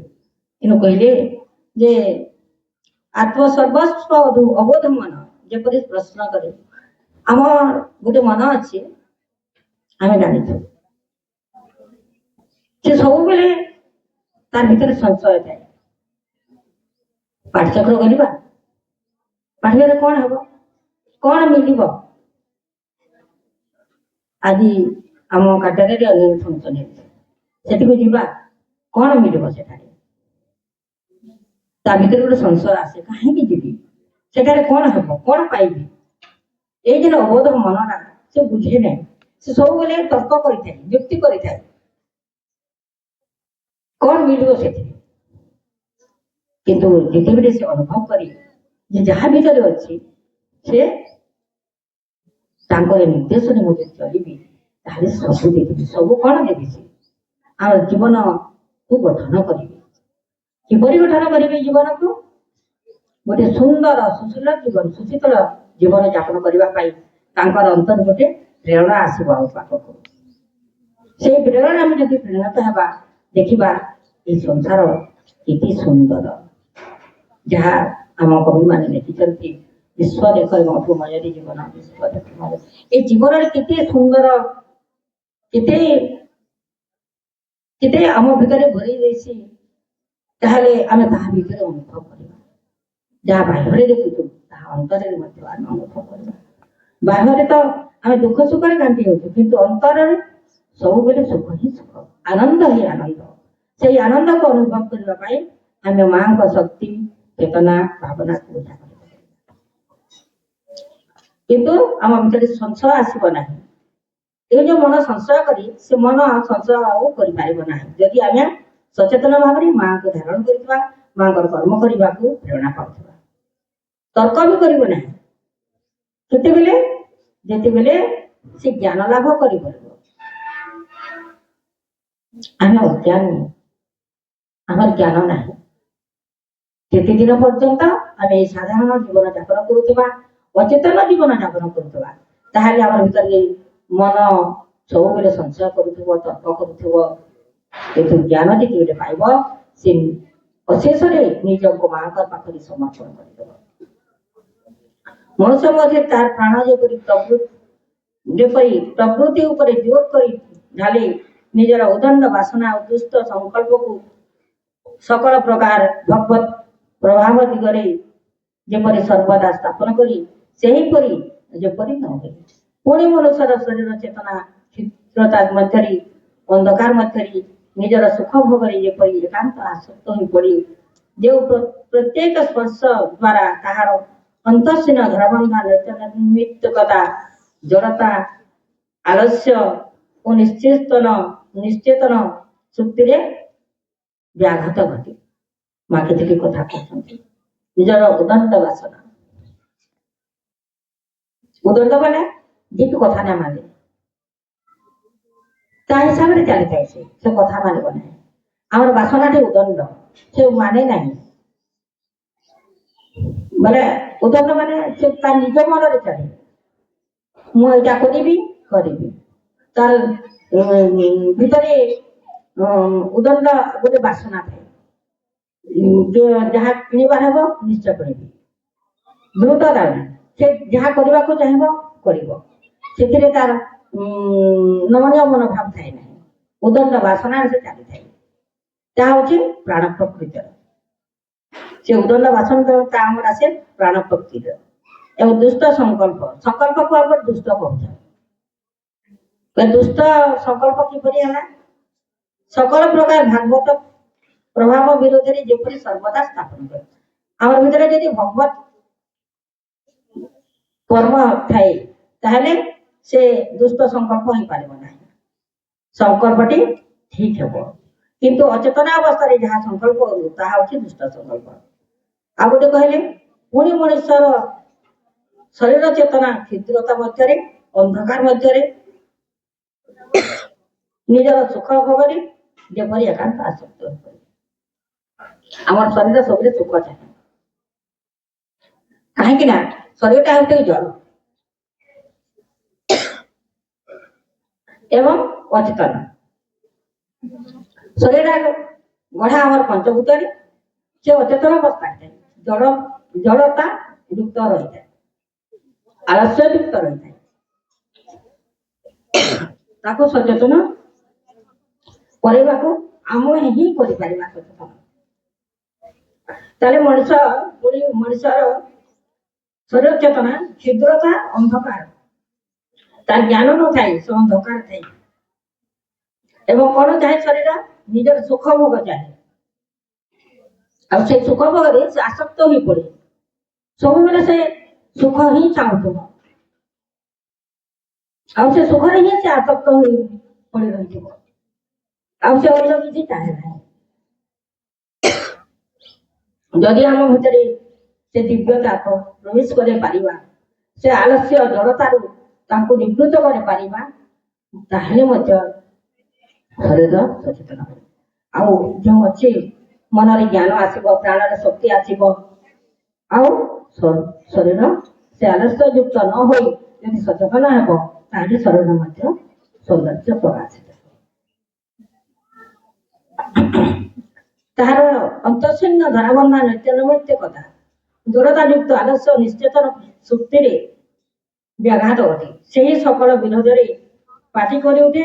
ଅକ୍ଷମତା, ଜଡ଼ତା, ତାମସିକତା, ଦୁର୍ଗ ମଧ୍ୟରେ ନିଜକୁ ସୁରକ୍ଷିତ କରି ରଖି ଯେପରି ସେପରି ନ ହୁଏ। ଗୋଟେ ୱାର୍ଡ କହିଲି, ଦୁର୍ଗ। ଦୁର୍ଗରେ ଯେତେବେଳେ ଯୁଦ୍ଧ କରି ଯାଆନ୍ତି, ସୈନ୍ୟମାନେ ଦୁର୍ଗରେ ରହନ୍ତି। ଦୁର୍ଗଟା ହଉଛି ସୁରକ୍ଷିତ ଜାଗା। ତ ଆମେ ଦୁର୍ଗ କାହାକୁ କହିବା? ଏଠାରେ ଆମ ଭିତରେ ଅଛନ୍ତି ମନ, ପ୍ରାଣ, ଆତ୍ମା। ତାପରେ ଦୁର୍ଗଟା ଆମରଟା କିଏ? ଆମର ଶରୀର। ସେ ଭିତରେ ତମେ ସୁନ୍ଦର ଭାବରେ ରହିବା ଲାଗି ଆମକୁ ଦୁର୍ଗ ଶରୀରଟା ଆମେ ସୁନ୍ଦର କରି ରଖବାକେ ପଡବା, ସୁରକ୍ଷିତ କରି ରଖବାକେ ପଡବା। ତୁମ ଅନ୍ତର ଓ ବାହ୍ୟ ସତ୍ତାର ନିଶେଷ ସମର୍ପଣ ତୁମ ଆଧାରର ପ୍ରତି ଅଙ୍ଗରେ ଯେପରି ସହଜ ନମନୀୟ ହୋଇଥାଏ। ନମନୀୟତା ଆଣିଦିଏ। ଯେତିକି ଉଦ୍ଭରୁ ନିର୍ମମୁଖୀ ପ୍ରବାହିତ ଜ୍ଞାନ, ଜ୍ୟୋତି, ଶକ୍ତି, ସୌନ୍ଦର୍ଯ୍ୟ ଓ ସୁଷମା ଆଡ଼କୁ ତୁମେ ନିଜକୁ କ୍ରମାଗତ ଉନ୍ମୋଳିତ କରିବ। ଆମେ ଏଇ ଯୋଉ ଜ୍ଞାନ, ଜ୍ୟୋତି, ଶକ୍ତି, ସୌନ୍ଦର୍ଯ୍ୟ ଏବଂ ସୁଷମା ଆଡ଼କୁ ନିଜକୁ କ୍ରମାନ୍ୱିତ ଭାବରେ ଉନ୍ମିଳିତ କରିବା। ଉନ୍ମିଳିତ କରିବା ମାନେ ଖୋଲି ଧରିବା। କାହା ପାଖରେ ଖୋଲି ଧରିବା? ଆମ ଭିତରେ ଅଛି ଜ୍ଞାନ ଅଛି, ଜ୍ୟୋତି ଅଛି, ଶକ୍ତି ଅଛି, ସୌନ୍ଦର୍ଯ୍ୟ ଅଛି ଏବଂ ସୁଷମା ଅଛି। ଆମେ ଯଦି ଅନୁଭବ କରିବା ଏ ଜିନିଷ, ଆମ ଭିତରେ ଜ୍ଞାନ ଅଛି, ଆମେ ଜଣେ ଅଜ୍ଞାନୀ ମଣିଷ। ସଚେତନ ହଉଛୁ, ଅଚେତନ ଅନ୍ତ। ଆମ ଭିତରେ ସୁଷମା ନାହିଁ, ସୌନ୍ଦର୍ଯ୍ୟ ନାହିଁ, ଶକ୍ତି ନାହିଁ। ଯେତେ ଦିନ ପର୍ଯ୍ୟନ୍ତ ଆମେ ଅଚେତନ ଅବସ୍ଥାରେ ରହୁଥିବା, ଜଡ଼ତା ଯୁକ୍ତ ହୋଇ ରହୁଥିବା, ଆଲସ୍ୟ ଯୁକ୍ତ ହୋଇ ରହୁଥିବା, ତାହେଲେ ଏସବୁ ଆମ ଭିତରେ ପରିପ୍ରକାଶ ହେବ ନାହିଁ। ଆଜ୍ଞା, ତାହେଲେ ଏସବୁ ଆମ ଭିତରେ ସୁରକ୍ଷିତ ଭାବେ ରଖିବା ପାଇଁ ଆମକୁ ଦୁର୍ଗ ଦରକାର। ସେ ଦୁର୍ଗ ହେଉଛି ଗୋଟେ ସୁନ୍ଦର, ଆମ ଶରୀରକୁ ଏହିପରି ଭାବରେ ଆମକୁ ସଂଗଠିତ କରି ରଖିପାରିବ। ତାହେଲେ ଆମେ କଣ ପାଇବା ସେଥିରୁ? ଏସବୁ କଲା ପରେ ଆମେ କଣ ପାଇବ? ଏକ ପରମ ପ୍ରେମ ଓ ଆନନ୍ଦରେ, ଯାହାକି ସବୁ ପାଇଲା ପରେ ଆମେ ଆନନ୍ଦ ଏବଂ ପ୍ରେମ ପାଇବା। ଯେଉଁ ଆନନ୍ଦ ଏବଂ ପ୍ରେମରେ ଆମର ଶରୀର ଓତପ୍ରୋତ ଭାବରେ ଜଡ଼ିତ ହେବ ଏବଂ ପରିପ୍ଲାବିତ ହେବ ଏବଂ ସୁନ୍ଦର ହେବ। ଯେତେବେଳେ ଆମେ ଭଗବାନଙ୍କର ସାନ୍ନିଧ୍ୟ ପାଇପାରିବା, ମାଙ୍କର ସାନ୍ନିଧ୍ୟ ପାଇପାରିବା। ଆଉ ସାନ୍ନିଧ୍ୟ ପାଇବାକୁ ଆମକୁ ସେମିତି କର୍ମ କରିବାକୁ। କଣ କର୍ମ କରିବା? ତାଙ୍କୁ ନିରନ୍ତର ଅନ୍ତର ଭିତରେ ଧାରଣ କରିବା, ଅନୁଭବ କରିବା ଏବଂ ଭାବିବା ଯେ ମୁଁ ମାଙ୍କର ଗୋଟେ ଯନ୍ତ୍ର, ମତେ ସେ ତାଙ୍କରି କର୍ମ କରିବା ପାଇଁ ପୃଥିବୀକୁ ଆଣିଛନ୍ତି। ମୁଁ ସେ ଯନ୍ତ୍ରୀ, ମୁଁ ଯନ୍ତ୍ର, ମତେ ସେ ପରିଚାଳନା କରୁଛନ୍ତି, ମୋର ଅନ୍ତର ଭିତରେ ରହିଛନ୍ତି ଏବଂ ତାଙ୍କରି ନିର୍ଦ୍ଦେଶରେ ମୁଁ ଯୋଉ କର୍ମ କରିବି, ତାହେଲେ ମୋ ଭିତରେ ଆନନ୍ଦ ହିଁ ଆନନ୍ଦ ରହିଥିବ। ନହେଲେ ଯଦି ସାଧାରଣ ଜୀବନ ଯାପନ କରିବା, ତାହେଲେ ଦୁଃଖ ହିଁ ଆମକୁ ଘାରି ରହିଥିବ। ଆମେ ସମସ୍ତେ ମାଙ୍କ ପାଖରେ ପ୍ରତ୍ୟେକ କର୍ମରେ ଯୋଡ଼ି ରହିବା, ଯୋଡ଼ିବା ପାଇଁ ଆମକୁ ପାଠ୍ୟକ୍ରମ ଦରକାର ଏବଂ ପାଠଶାଳାରେ ନିୟମିତ କରିବା ଏବଂ ପ୍ରତି ମୁହୂର୍ତ୍ତରେ ନିରନ୍ତର ମା କହୁଛନ୍ତି ମା ନାମ ଜପ କରିବା, ତାର ଜୀବନଟି ଆମର ସୁଷମା ସୌନ୍ଦର୍ଯ୍ୟ ଏବଂ ଶୁଭ ହେଇକରି ରହିବ ଏବଂ ଆମେ ମଧ୍ୟ ତାଙ୍କରି ନିର୍ଦ୍ଦେଶରେ କର୍ମରତ ହେବା ଏବଂ ପ୍ରଚାରିତ ହେବା। ସମସ୍ତଙ୍କୁ ଅଶେଷ ଧନ୍ୟବାଦ, ନମସ୍କାର। ମୋ ଭିତରେ ଯାହା ଥିଲା ମା ଯେତିକି ଶକ୍ତି ଦେବେ ପ୍ରାର୍ଥନା କରେ। ଧନ୍ୟବାଦ। କରୁଣାମୟୀ ମା, ପରମ କାରୁଣିକ ପ୍ରଭୁ ଶ୍ରୀ ଅରବିନ୍ଦ ଆଜିର ଏହି ମାତୃନିଲୟ କାଟ୍ୟଦାର 41ତମ ବାର୍ଷିକ ଉତ୍ସବ ତଥା ଶ୍ରୀ ଅରବିନ୍ଦ ଯୁବ ଛାତ୍ର ଶିକ୍ଷା ଶିବିରରେ ଅଂଶଗ୍ରହଣ କରିଥିବା ସମସ୍ତ ମାତୃପ୍ରେମୀ ଉପା ଭାଇ ସମସ୍ତଙ୍କୁ ଭକ୍ତିପୂତ ପ୍ରଣାମ। ଭାଇପା ମାନେ, ଆମେ ମାଙ୍କର କରୁଣାରୁ ଆଜି ସମସ୍ତେ ଉପସ୍ଥିତ ହୋଇଛୁ। ତାଙ୍କର ଗୁଣଗାନ କରିବା ପାଇଁ ମାଙ୍କୁ ସୁଯୋଗ ଦେଲେ ଏବଂ ସେ ସୁଯୋଗର ଆମେ ଏଥିରେ ଲାଭ କିଛି ପାଇବା। এই জায়গায় যেତେବେଳେ এই আলোচনা ଅଛି, ସମସ୍ତେ ଜାଣିଛେ ମା ପୁସ୍ତକ 6ଠ ଅଧ୍ୟାୟ ଏଇଟା পয়লা পয়লা ଗୋଟେ ଜିନିଷ ଲେଖା ହେଇଛି ଯେ ସାବଧାନ ବୋଲି ଲେଖା ହେଇଛି। ଏବେ ଜଷ୍ଟ ଭାଇ ଆଗରୁ ସମସ୍ତଙ୍କୁ ସାବଧାନ କରୁଥିଲି, ଦେଖ ଦେଖ ସାବଧାନ ହେଇଯାଅ ତାପରେ ବିଶ୍ରାମ ହେଇଯାଅ। ଟିକେ ସାବଧାନ ହେବା ଟିକେ। ଅଲ୍ ଗ୍ରୁପ ସାବଧାନ होंगे, ସାବଧାନ ସାବଧାନ ହେଲେ ସମସ୍ତେ ନାଇଁ। Very good. କିନ୍ତୁ ସାବଧାନ ମା କହୁଛନ୍ତି, ଶ୍ରୀ ଅରବିନ୍ଦ କହୁଛନ୍ତି କିନ୍ତୁ ସାବଧାନ କହୁଛନ୍ତି। କଣ ପାଇଁ ସାବଧାନ କହୁଛନ୍ତି ନା, ଆମେ ସମସ୍ତେ ଜାଣିଥିବେ ଭାଇ ବାପା ମାନେ ଯେ ମଣିଷ ଯୋଉ ଅଛି, ମଣିଷଟା ସବୁବେଳେ ମାଙ୍କୁ ଜାଣିବାକେ ଚେଷ୍ଟା କରୁଛି। ଯେତେବେଳେ ଦେଖବ ସେ ଦ୍ୱାପର ଯୁଗ ହେଉ କିମ୍ବା କଳି ଯୁଗ ହେଉ କିମ୍ବା ତ୍ରେତୟା ଯୁଗ ହେଉ, ମାଙ୍କୁ ଜାଣିବା ପାଇଁ ଚେଷ୍ଟା କରୁଛି। ଏବେ କିଛି ଦିନ ଆଗରୁ ସବୁ ଧନୁଯାତ୍ରା ଦେଖିଥିବ ନାଇଁ? ଧନୁଯାତ୍ରାରେ କିଏ ଥିଲେ କି? କୃଷ୍ଣ ଥିଲେ, ରାଧା ଥିଲେ। ତାପରେ ଯଦି ଆମେ ଯିବା ସେ ରାମ ଏବଂ ସୀତା ଥିଲେ। ସୀତାଙ୍କ ସମୟରେ ତାଙ୍କୁ ଜାଣିବା ଲାଗି ଚେଷ୍ଟା କରୁଥିଲେ, କିନ୍ତୁ ଜାଣିପାରିଥିଲେ ପ୍ରଭୁ ସୀତା କିଏ? ବର୍ତ୍ତମାନ ସମୟରେ ମଧ୍ୟ ମାଙ୍କୁ ଜାଣିବା ପାଇଁ ଆମର এই ମନଟି ଚେଷ୍ଟା କରୁଛି, କିନ୍ତୁ এই ମନଟା ହେଉଛି କେବେ ହେଲେ ଜାଣିପାରିବ ନାହିଁ। କାରଣ କାହିଁକି ଲାଗି କିନ୍ତୁ ଭାଇ ଲେଖିଛ ବାପା ମାନେ ହେଲା, ଆମର ଯୋଉ ମନଟା ହେଉଛି ଏଇଟା ଗୋଟେ ହେଉଛି କ୍ଷୁଦ୍ର ଅଟେ, ଛୋଟିଏ। ଏଇଟା ଗୋଟେ ସଂକୀର୍ଣ୍ଣ ମନ ଅଟେ। ଆମେ ମାଙ୍କୁ ଆମେ ଜାଣିପାରିବା ନାହିଁ। ତମେ ଭାବୁଥିବ ଯେ ମୁଁ ମାଙ୍କୁ ଜାଣିଗଲି, ଯେ ମା କେଉଁ ଅଛନ୍ ନା କେଉଁ ଦେଶରେ ଜନ୍ମ ହେଇଥିଲେ, ସେ ଆସିଲେ କେନକେ, ତାପରେ ପଣ୍ଡିଚେରୀରେ ରହିଲେ, ଏ କଥା ତ ଆମେ ଜାଣିଛୁ। କିନ୍ତୁ ପ୍ରକୃତିରେ ମାଙ୍କୁ ଆମେ ସବୁ ଜାଣିଗଲା ନାଇଁ ଜାଣି। ଆଜି ପର୍ଯ୍ୟନ୍ତ ମାଙ୍କୁ କେହି ମଧ୍ୟ ଜାଣିପାରୁନାହୁଁ। କାରଣ ହେଉଛି ଆମର এই କ୍ଷୁଦ୍ର ମନ ମଧ୍ୟରେ ମାଙ୍କୁ ତାଙ୍କର ଚିତ୍ର ଆଙ୍କୁଛୁ, ତାଙ୍କୁ ବୁଝିବାକୁ ଚେଷ୍ଟା କରୁଛୁ, କିନ୍ତୁ ପ୍ରକୃତିରେ ଆମେ ବୁଝିପାରୁନାହୁଁ। କାହିଁକି ବୁଝିପାରୁନାହୁଁ? ଏଠାରେ ମୁଁ ମାତ୍ର 2-3ଟା ପଏଣ୍ଟ କହିବି, ଅଧିକା କିଛି ନାହିଁ କହେ। କାହିଁକି ଲାଗି? କାରଣ ହେଉଛି ସମସ୍ତେ ଗୋଟେ କାରାଗାର ଯେମିତି ଥିବ, ଜେଲ ଦେଖିଛ କି? ଜେଲ କାଁ କରିଛି? ଜେଲ କାହାରେ ଅଛି? ଚୋର ମାନଙ୍କୁ ରଖିବେ ନାଇଁ, ତାପରେ ଯେ ଅପରାଧ କର ତାହାକେ ରଖିବେ। ବେଲେ କାଣା ଗୋଟେ ଏନ୍ତା କାରାଗାର ଅଛି? ଗୋଟେ କାରାଗାର ହେଲା, ଯେ କାରାଗାରଟା ହଉଛି ଏ ମନ ମଧ୍ୟରେ ଥିବା ଅଜ୍ଞାନତା, ଏ ମନ ମଧ୍ୟରେ ଥିବା ଯୋଉ ଅନ୍ଧକାର, ଏ ମନ ମଧ୍ୟରେ ଥିବା ଯୋଉ କୁସଂସ୍କାରକୁ ଆମେ ନିଜେ ନିଜେ ବାନ୍ଧି କରି ରଖିଛୁ। କେନ୍ ଜାଗାରେ? ନା ମଣିଷ ଗୋଟେ ତିଆରି କରିଛି, ଗୋଟେ କାରାଗାର ତିଆରି କରିছে ଏବଂ ସେ କାରାଗାର ଭିତରେ ଆମର ଅଜ୍ଞାନତା ରହିଛି ଏବଂ ଏ ଅନ୍ଧକାର ଗୁଡାକ ରହିଛି। ଏବଂ ସେ ଅନ୍ଧକାର ଏବଂ ସେ କୁସଂସ୍କାର ଯୋଗୁ କିମ୍ବା ଅଜ୍ଞାନତା ଯୋଗୁ ଆମେ ମନକୁ ଥିବାର ଲାଗି ବୋଲିକରି ଆମେ ମାଙ୍କୁ ଜାଣି ପାରୁନାହୁଁ। ଏଇଟା ଅଛି ହେଲା। ତୁମେ ମାନେ ବି ପଢିଛ, ସମସ୍ତେ ପଢିଛ ଏଗୁଡାକ ହେଲା କି? ସମସ୍ତେ ନିଶ୍ଚିତ ଭାବରେ ପଢିଛ, ମା ପୁସ୍ତକ ପଢୁଛ, ପ୍ରତିଦିନ ପଢୁଛ ହେଲା କି? ପାଠ୍ୟକ୍ରମରେ ଡିସ୍କସନ ହେଉଛି। ତାହେଲେ এই ଯୋଉ କାରାଗାର ମଧ୍ୟରେ ଯୋଉ ମନଟା ରହିଛି ଭାଇପା ମାନେ, ଯେତେବେଳେ ପର୍ଯ୍ୟନ୍ତ ଆମେ ଅନ୍ଧକାର ମଧ୍ୟରେ ବୁଡି ରହିଥିବା ସେତେବେଳେ ପର୍ଯ୍ୟନ୍ତ ଆମେ ମାଙ୍କୁ ଜାଣିପାରିବା ନାହିଁ।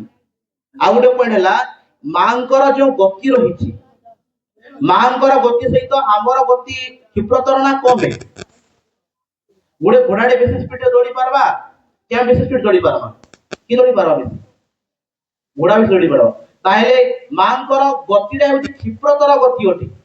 ଆମର ମନ ଯେଉଁ ଅଛି, ସେ ମନ ଭାବୁଛି ଯେ ମାଙ୍କର ଗତି ସହିତ ଚାଲିପାରିବାକୁ ଚେଷ୍ଟା କରୁଛି, କିନ୍ତୁ ପ୍ରକୃତିରେ ସେ ଚାଲିପାରିବ ନାହିଁ। କାରଣ ହେଉଛନ୍ତି ମା ହେଉଛନ୍ତି ଜଣେ ଅଦ୍ୱିତୀୟା। ମା ହେଉଛନ୍ତି ସେ ଭଗବତ ଜନନୀ, ସେ ହେଉଛନ୍ତି ଜଣେ ଦିବ୍ୟ ଜନନୀ। এবং ତାଙ୍କରି କରୁଣା ବଶତଃ ଆମେ ଏଠି ସମସ୍ତେ ଆମେ ଉପସ୍ଥିତ ହୋଇଛୁ ଏବଂ ଯେତେଦିନ ପର୍ଯ୍ୟନ୍ତ ଆମର ଯେଉଁ ସସୀମ କ୍ଷୁଦ୍ର ପାର୍ଥିବ ମନ ରହିଛି ଆମେ ଦିବ୍ୟ ଜନନୀଙ୍କୁ ଜାଣିବା ପାଇଁ ଚେଷ୍ଟା କରୁଛୁ ପ୍ରୟାସ କରୁଛୁ କିନ୍ତୁ ତାଙ୍କୁ ଆମେ କେବେ ହେଲେ ଛୁଇଁ ପାରିବା ନାହିଁ ତାଙ୍କୁ ଆମେ ମାପି ପାରିବା ନାହିଁ ଆମେ ଯୋଉ ମାପିବାକୁ ଚେଷ୍ଟା କରୁଛୁ ଭାଇପା ମାନେ ଆମେ କେବେ ମାପି ପାରିବାନି ସେ ମା କହିଲେ ସାବଧାନ ହେଇଯାଅ ବୋଲି କହୁଛନ୍ତି ପ୍ରଭୁ କହୁଛନ୍ତି ଆମର ମନ ଯୋଉ ଚାହୁଁଛି ମନରେ ଗୋଟେ ସଂକୀର୍ଣ୍ଣ ଯୁକ୍ତି ଅଛି ଗୋଟେ ଭ୍ରମପୂର୍ଣ୍ଣ ତ୍ରୁଟି ଅଛି ଧାରଣା ଅଛି ଅଜ୍ଞାନତା ଅଛି এই ଅଜ୍ଞାନତା ଥିବା ଯୋଗୁ ମାଙ୍କର ସେ ମହାଶକ୍ତିକୁ ଆମେ ଜାଣିପାରିବା ନାହିଁ ମାଙ୍କର କେତେଟା ଶକ୍ତି ଅଛି କି ଜାଣିଥିବେ ସମସ୍ତେ କେତେଟା ଶକ୍ତି ଅଛି ମାଙ୍କର ଚାରୋଟି ଶକ୍ତି ଅଛି ନାଇଁ ଚାରୋଟି ଶକ୍ତି କଣ କଣ ସେଟା କି ଗୋଟେ ହচ্ছে ଚାରୋଟି ରୂପ ଅଛି ଗୋଟେ କାଣା କାଣା ସେଟା କି ତ ଜାଣିଥିବ ଟି କହିମା ଟିକେ हो କାଣା କାଣା ଅଛି ଭାଇପା ମାନେ ପହିଲାଟା କାणे ଫାର୍ଷ୍ଟଟା माहेश्वरी वेलु तापरे महाकाली तापरे महालक्ष्मी तापरे महासरस्वती ए जो चारोटी विभव एठी चारो रूप जो रहिछि सेही मांकर सबुठारु ऊर्ध्वरे सेटा आमे जाउछु कि नै सेटा मांकर आमे जहा में मन केबे हेले ताको बुझी पारिबो नै मनटा संकीर्ण मन अटे हला ए कारागार भीतर से बंदी हे करी अछि हला किंतु प्रकृति आमे जे देखिबा को गले जे तार क्षिप्रता अंश जे जीवा को हेबो ताहेले हमको काना करबार की पड़बा किछि तो करबार पड़बा ना आ मां को जानबार के शिवरबिंद बहुत जगह कहिछन सुनिदिबो जे ए जे अछि कि नै मां पुस्तक अछि ए मां पुस्तक मध्य रे मध्य शिवरबिंद कहिछन्ती जे मांकर जे रूप गुडा को रहिचे वर्णना करिछन्ती हला ताहेले आमे केंथि करी मां को में पाई पारमा काना कर्मा आमे जे मां को पेमा जे काना कले हमर मां को हमें दर्शन करि पारमा जे काना कले हमर निकट रे मां से उभा हेबे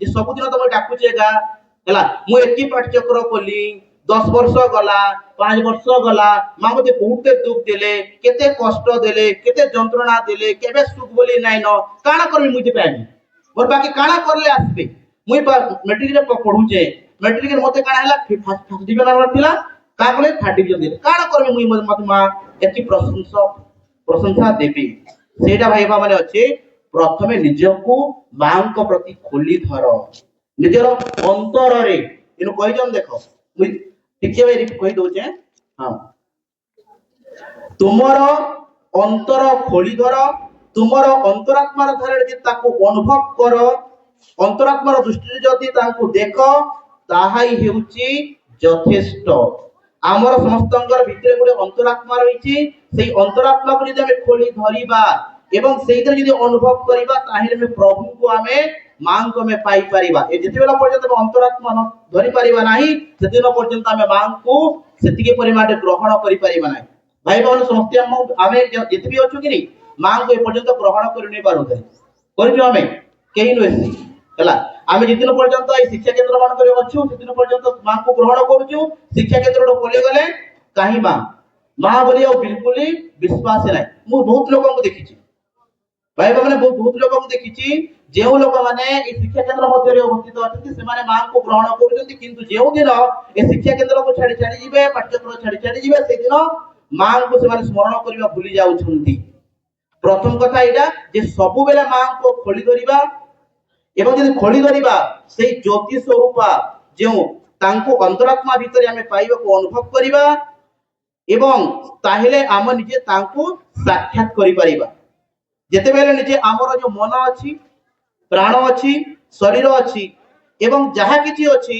सब गुडी को आम चैत्य सत्ता सहाय्य रे पवित्र करि दियंती सेही मां आ मां ही निजे हमको का करबे हमको मानव रूपांतरित करी अति मानव रे परिणत करिबे अन्य कोनसी परिणत करि पारिबे नाही हम निजे को निजे आमर कर्मधारा को परिवर्तन करिबा ए जो मन अछि मनर बेगरे हमें मां को जानि परिबा नाही ताको किपरि भाबरे ऊर्ध्वतर चेतना रे हम निज को आलोकित करिबा एवं हमें तांको हम निजर कर्मधारा भितरे हला हमें धीरे धीरे तांको बुझी पारले निजे हमें काको मां को व्यक्त करि पार औ भाईबा माने गुडी जिंस हमें केबे हेले मध्य मां को सठिक भाव रे हमें जानि पारु नाही एवं श्रीअरविंद मध्य जो कथा गुडा को कहिचंती जो मां पुस्तक रे जो वर्णना करिसंती जो मांकर रूप जो मांकर शक्ति वर्णना करिसंती ए हमर क्षुद्र मन केबे हेले विश्वास करि पारिबो नाही किबा ग्रहण करि पारना बुझी पारिबो नाही एटा हेउची ए पैराग्राफ रो एटा एति कहमी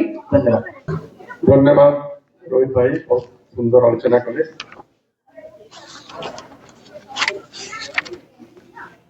आमर मन सब बेले खोजे किसी गोटे आश्चर्य जिनिस घटू। आम छोट घटना गुड़ी को नहीं मोहित हो जाऊ, जमीती कि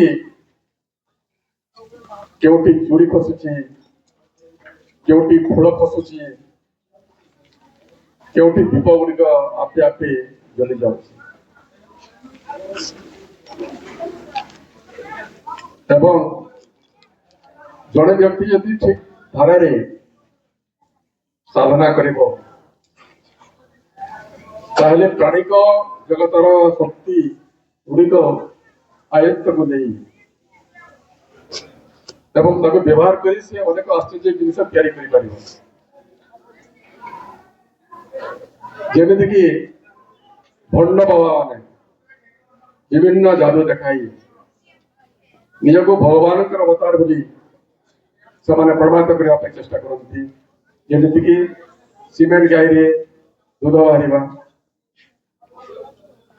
जमीती कि पादर मोह झड़वा, ये आश्चर्य आश्चर्य जिनिस गुड़िक प्रति लोक मैंने आकृष्ट हो अनेक अनुगामी अच्छा, किंतु आमे केबे मध्य से भंड सन्यासी माननको से जादू को विश्वास करबा नहीं। आमे सबले से अति मानव शक्ति अति मानव चेतना को विश्वास करवा भरोसा करवा एवं से अति मानव प्रतिभार आलोक निज को आलोकित करवा। एबे मो अनुरोध करी प्रतिभा को से विषय रे महाबहिरा षष्ठ अध्याय सप्तदश पारा को आलोचना करेंगे। करुणा महिमा परम प्रभु श्री अरविंद सम्मानस्पद एठारे उपस्थित थिबा समस्त मातृप्रेमी मातृ संतान आज मते महापुस्तकर षष्ठ अध्याय सप्तदश पारा आलोचना पाई दिया जायछि। प्रथमे मु पैराग्राफ के पढ़ी दउछि। सर्वशक्तिमत्ता और सर्वज्ञता संबंध रे आम्भ मानकर जो स्थूल अति स्थूल एवं एकेबारे बाह्य धारणा अछि तदनुसारे जे भागवती शक्ति को कार्य करिबा को हेबो अबोध मन रही भ्रांत दाबीरू निज को मुक्त रखा हेबो। आम्भ मानकर पार्थिव मन कौन एक आश्चर्यजनक शक्ति सहज सफलता भास्कर ऐश्वर्य द्वारा प्रतिपदरे चमत्कृत हेबाकु चाहे नचेत एठारे भगवान अछंती बोली से विश्वास करिपारे नाही। माँ अज्ञानतार क्षेत्र रे अज्ञानतार संगे कार्य करुछंती केवल जे माँ अज्ञानतार ऊर्ध्वरे अछंती ताहा नुहे से ताहा मध्यरे भी उतरी आसिछंती। तांको ज्ञान और शक्तिर केतेक अंश से खोली धरिछंती आउ केतेक अंश आवृत करी रखिछंती। अनेक समय रे एही ज्ञान और शक्ति को तांकर यंत्र और विभूति मानक ठारू भी से लुचाई रखंती एवं जिज्ञासु मन उद्भवमुखी चैत्य सत्ता युद्धरत प्राण पाशबद्ध और व्यथाक्लिष्ट स्थूल प्रकृति को रूपांतरित करने सकाशे से मानकर पथ अनुसरण करि चलती। एपरि सबु विधि व्यवस्था अछि जहाको परम इच्छा शक्ति स्थिर करि दैछंती। एपरि सबु जटिल ग्रंथि अछि जहाको धीरे धीरे खोलिबाको हेबो। से सबु को हठात काटी पकाइले चलिबो नाही। एही क्रम विकासशील पार्थिव प्रकृति असुर और राक्षसंक कबलरे रहिछि। बहु दिनरु सेमानक अधिकृत राज्य और क्षेत्र को सेमानक दाबीर सत्तानुसारे जय करिबाको हेबो। यदि आम्भमानकर अंतरस्थित मानव सत्ता को निजर सीमा अतिक्रम करिबाको हुए तेबे ताहाकु धीरे धीरे परिचालित करिबाको हेबो। ताहाकु क्रमशः प्रस्तुत करी गढ़िबाको हेबो। कारण से एते दुर्बल एते तमग्रस्त जे ताको हठात ତାର ବହୁତ ଦୂର ଏକ ଆୟତନରେ ଉଠାଇ ଧରି ହେବ ନାହିଁ। ଭାଗବତ ଚେତନା ଓ ଶକ୍ତି ସର୍ବଦା ଏଠାରେ ରହିଛନ୍ତି। ସାଧନାର ଅବସ୍ଥା ଅନୁସାରେ ଯେତେବେଳେ ଯାହା ଦରକାର ଠିକ୍ ସେହି ସମୟରେ ବସ୍ତୁ କରୁଛନ୍ତି। ସର୍ବଦା ଯଥାନିର୍ଦ୍ଦିଷ୍ଟ ପଦକ୍ଷେପରେ ଅଗ୍ରସର ହେଉଛନ୍ତି। ଭବିଷ୍ୟତ ପୂର୍ଣ୍ଣତାକୁ ବର୍ତ୍ତମାନର ଅପୂର୍ଣ୍ଣତା ମଧ୍ୟରେ ଗଢୁଛନ୍ତି। ତେବେ କେବଳ ଯେତେବେଳେ ତୁମ ମଧ୍ୟରେ ଅତିମାନସ ଉତରି ଆସିବ, ସେତେବେଳେ ଅତିମାନସ ଶକ୍ତି ରୂପେ ଅତିମାନସ ପ୍ରକୃତି ଉପରେ ସେ ସାକ୍ଷାତ ଭାବରେ କାର୍ଯ୍ୟ କରିପାରିବେ। ତୁମେ ଯଦି ତୁମର ମନକୁ ଅନୁସରଣ କରିଚାଲ, ତେବେ ମା ତୁମ ସମ୍ମୁଖରେ ଆସି ଆବିର୍ଭୂତ ହେଲେ ବି ତାଙ୍କୁ ତୁମେ ଚିହ୍ନିପାରିବ ନାହିଁ। ତୁମର ଅନ୍ତଃପୁରୁଷକୁ ଅନୁସରଣ କର, ମନକୁ ଅନୁସରଣ କର ନାହିଁ। ତୁମ ଅନ୍ତଃପୁରୁଷ ହିଁ ସତ୍ୟ ଆହ୍ୱାନର ଉତ୍ତର ଦିଏ। ତୁମ ମନ ବାହ୍ୟ ରୂପରେ ଅଭିଭୂତ ହୋଇପଡ଼େ। ଭାଗବତୀ ଶକ୍ତି ଉପରେ ବିଶ୍ୱାସ ରଖ। ସେ ତୁମର ଅନ୍ତରର ଦେବୋଚିତ ଉପାଦାନ সকলକୁ ମୁକ୍ତ କରିଦେବେ ଏବଂ ସବୁକିଛିକୁ ଭାଗବତୀ ପ୍ରକୃତିରେ ଅଭିବ୍ୟକ୍ତି ରୂପେ ଗଢ଼ି ତୋଳିବେ। ଶ୍ରୀମା ହିଁ ଦିବ୍ୟ ଚେତନା, ଦିବ୍ୟ ଶକ୍ତିର ଆଧାର। ସେ ସ୍ୱୟଂ ଆଦ୍ୟାଶକ୍ତି, ଅଦିତି ଏବଂ ଦିବ୍ୟ ଜନନୀ। ତାଙ୍କର ମାନବ ଲୀଳା ବୁଝିବା ମଣିଷ ପକ୍ଷେ ସମ୍ଭବ ନୁହେଁ। ତାଙ୍କୁ ଜାଣିବା ମଣିଷର ଜ୍ଞାନ ବାହାରେ।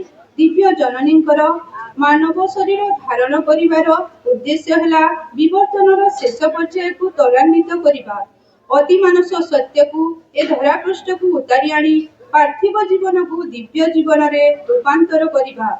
ମା ତାଙ୍କର ସମସ୍ତ ଐଶୀ ଶକ୍ତି, ଆଧ୍ୟାତ୍ମିକ ଅଲୌକିକ ଜ୍ଞାନ, ସର୍ବଜୟୀ ସାମର୍ଥ୍ୟ ଓ ପ୍ରେମ ନେଇ ଏ ପୃଥିବୀପୃଷ୍ଠକୁ ଓହ୍ଲାଇ ଆସିଛନ୍ତି। ସେ ହିଁ କେବଳ ପାର୍ଥିବ ପ୍ରକୃତିକୁ ଦିବ୍ୟ ପ୍ରକୃତି ତଥା ମାନବକୁ ଦେବତାରେ ପରିଣତ କରିପାରିବେ। ବର୍ତ୍ତମାନ ସାମ୍ପ୍ରତିକ ସମୟରେ ମଣିଷ ଅଜ୍ଞାନତା ଅନ୍ଧକାର ମଧ୍ୟରେ ବୁଡ଼ି ରହିଛି। ଅସତ୍ୟ, ମିଥ୍ୟା, ହିଂସା, କ୍ରୋଧ, ଲୋଭ ଇତ୍ୟାଦି ମଣିଷକୁ ଗ୍ରାସ କରିଛି। ମାଙ୍କ ଚେତନାରେ ମଣିଷ ଯଦି ଦେବମାନବ ଗ୍ରହଣ କରିବ, ସେ ହେବ ସର୍ବଜ୍ଞାନୀ। ସେ ପୂର୍ଣ୍ଣ ଜ୍ଞାନ ଆହରଣ କରିବ ଏବଂ ତାର ଜୀବନରେ ରୂପାନ୍ତର ହେବ। ବର୍ତ୍ତମାନ ମଣିଷର ଜୀବନ ଅତି ଦୁଃଖମୟ। ସେ ଆଖି ଖୋଲିଲେ ଦୁନିଆର ଅନେକ ରୂପ ଦେଖୁଛି।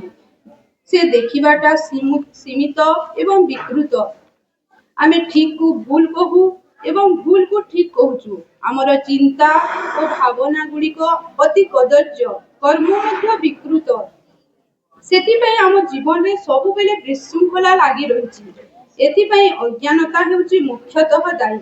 ଏହି ବିଶୃଙ୍ଖଳିତ ଜୀବନକୁ ଶୃଙ୍ଖଳିତ କରିବା ପାଇଁ ଯଦି ଆବଶ୍ୟକ କ୍ଷେତ୍ର ପ୍ରସ୍ତୁତ କରିବା ଲାଗି ଇଚ୍ଛା କରୁଥିବା, ତେବେ ଆମ ପ୍ରାଣ ଭିତରେ ଥିବା ଯାବତୀୟ ଭାବନାକୁ ପରିତ୍ୟାଗ କରିବାକୁ ହେବ। ଯଦି ଆମ ଜୀବନରେ ପ୍ରକୃତ ସୁଖ ଆଣିବାକୁ ଚାହୁଁଛୁ, ତେବେ ଏହି କ୍ଷଣିକ ଉତ୍ତେଜନାର ବାତାବରଣର ସୁଖଠାରୁ ଦୂରେଇ ରହିବାକୁ ପଡ଼ିବ। ଆମ ଜୀବନ ବିଶ୍ୱଶକ୍ତିର ଏକ ଖେଳ ପଡ଼ିଆ, ଭଗବାନଙ୍କ ଆତ୍ମ ଅଭିବ୍ୟକ୍ତିର କ୍ଷେତ୍ର। ବିଶ୍ୱରେ ଯାହା କିଛି ଘଟେ, ତାହାର ପଛପଟେ ଭଗବାନ ତାଙ୍କ ଶକ୍ତି ଜରିଆରେ କାମ କରି ଚାଲିଛନ୍ତି। ସେହି ଶକ୍ତି ଆମ ଜରିଆରେ ପୂର୍ଣ୍ଣତା ଅଭିମୁଖେ କାମ କରିଚାଲେ। ବର୍ତ୍ତମାନ ମଣିଷ ବିବର୍ତ୍ତନ ଧାରାର ଅଜ୍ଞାନର ଶେଷ ସ୍ତର ପର୍ଯ୍ୟନ୍ତ ଆସି ଅଟକି ଯାଇଛି। ମନ ଓ ବୁଦ୍ଧିର ବିକାଶ ସମାପ୍ତ ହୋଇଥିବାରୁ ମଣିଷ ବର୍ତ୍ତମାନ ଏକ ସ୍ଥିତିଶୀଳ ଅବସ୍ଥାରେ ପହଞ୍ଚିଛି। ସେ ଆଗେଇ ଯାଇ ପାରୁନି କି ପଛକୁ ଫେରି ପାରୁନାହିଁ। ଏହା ଏକ ତ୍ରିଶଙ୍କୁ ଅବସ୍ଥା। ସୂର୍ଯ୍ୟୋଦୟ ପୂର୍ବରୁ ରାତ୍ରିର ଘନ ଅନ୍ଧକାରର ସମୟ। ବିବର୍ତ୍ତନ ଧାରା ଏଇଠାରେ ଅଟକି ଯିବ ନାହିଁ। ଶ୍ରୀ ଅରବିନ୍ଦ ଏହି ବିବର୍ତ୍ତନଗତ ସମସ୍ୟା ତଥା ଚେତନାର ଅବିକଶିତ ସ୍ତରଗୁଡ଼ିକ ପ୍ରକାଶିତ କରିବା ଲାଗି ପ୍ରସ୍ତୁତ। ସର୍ବଦା ମନୁଷ୍ୟ ମାଧ୍ୟମରେ କ୍ରିୟା କରି ଚାଲିଛି। ଆମେ ଯଦି ଆମ ମନକୁ ଅନୁସରଣ କରି ଚାଲିବା, ତେବେ ଭଗବାନ ଆମ ସମ୍ମୁଖରେ ଆସି ଆବିର୍ଭୂତ ହେଲେ ମଧ୍ୟ ଆମେ ତାଙ୍କୁ ଚିହ୍ନି ପାରିବା ନାହିଁ। ଆମକୁ ଆମର ଅନ୍ତଃପୁରୁଷକୁ ଅନୁସରଣ କରିବାକୁ ହେବ, ମନକୁ ନୁହେଁ। ଦିବ୍ୟ ଚେତନା, ଭାବନା ଓ ଚିନ୍ତାରେ ଅନୁପ୍ରାଣିତ ଓ ରୂପାନ୍ତରିତ ମନ ହେଲା ଯଥାର୍ଥ ଜ୍ଞାନର ପ୍ରକାଶ ନିମିତ୍ତ ଏକ ମୁକ୍ତ କ୍ଷେତ୍ର। ପବନ ସଦୃଶ ଅସ୍ଥିର ମନକୁ ଯୋଗ ସାଧନା ଦ୍ୱାରା ସ୍ଥିର ଓ ନୀରବ ନିଶ୍ଚଳ କରି ଓ ତାହା ସାହାଯ୍ୟରେ ନିଜ ଅନ୍ତରାତ୍ମାକୁ ଉପଲବ୍ଧି କରିପାରିଲେ ଭଗବାନଙ୍କ ଆଶୀର୍ବାଦ ନିଶ୍ଚୟ ମିଳିବ। ମନ ମଧ୍ୟକୁ ଅବାଧରେ ପ୍ରବେଶ କରୁଥିବା ଚିନ୍ତା ରାଶିର ପ୍ରବେଶ କରିବା ଆଗରୁ ଦୂରକୁ ଫିଙ୍ଗି ଦେଇ ମନକୁ ନୀରବ କରିବାକୁ ହେବ। ନୀରବ ମନ ହିଁ ଆମ ଅନ୍ତରସ୍ଥ ଚୈତ ପୁରୁଷ ଦ୍ୱାରା ପରିଚାଳିତ ହେବ ଓ ଚେତନାର ବିଭିନ୍ନ ସ୍ତରକୁ ଦେଇ ଦେବମାନବ ହୋଇପାରିବ। ମନୁଷ୍ୟ ଏକ ଜଟିଳ ସତ୍ତା। ସେ ବାହାରକୁ ଯେଉଁ ବୋଲି ଦେଖାଯାଏ ବା ନିଜକୁ ଯାହା ବୋଲି ଭାବେ, ସେ ବାସ୍ତବରେ ତାହା ନୁହେଁ।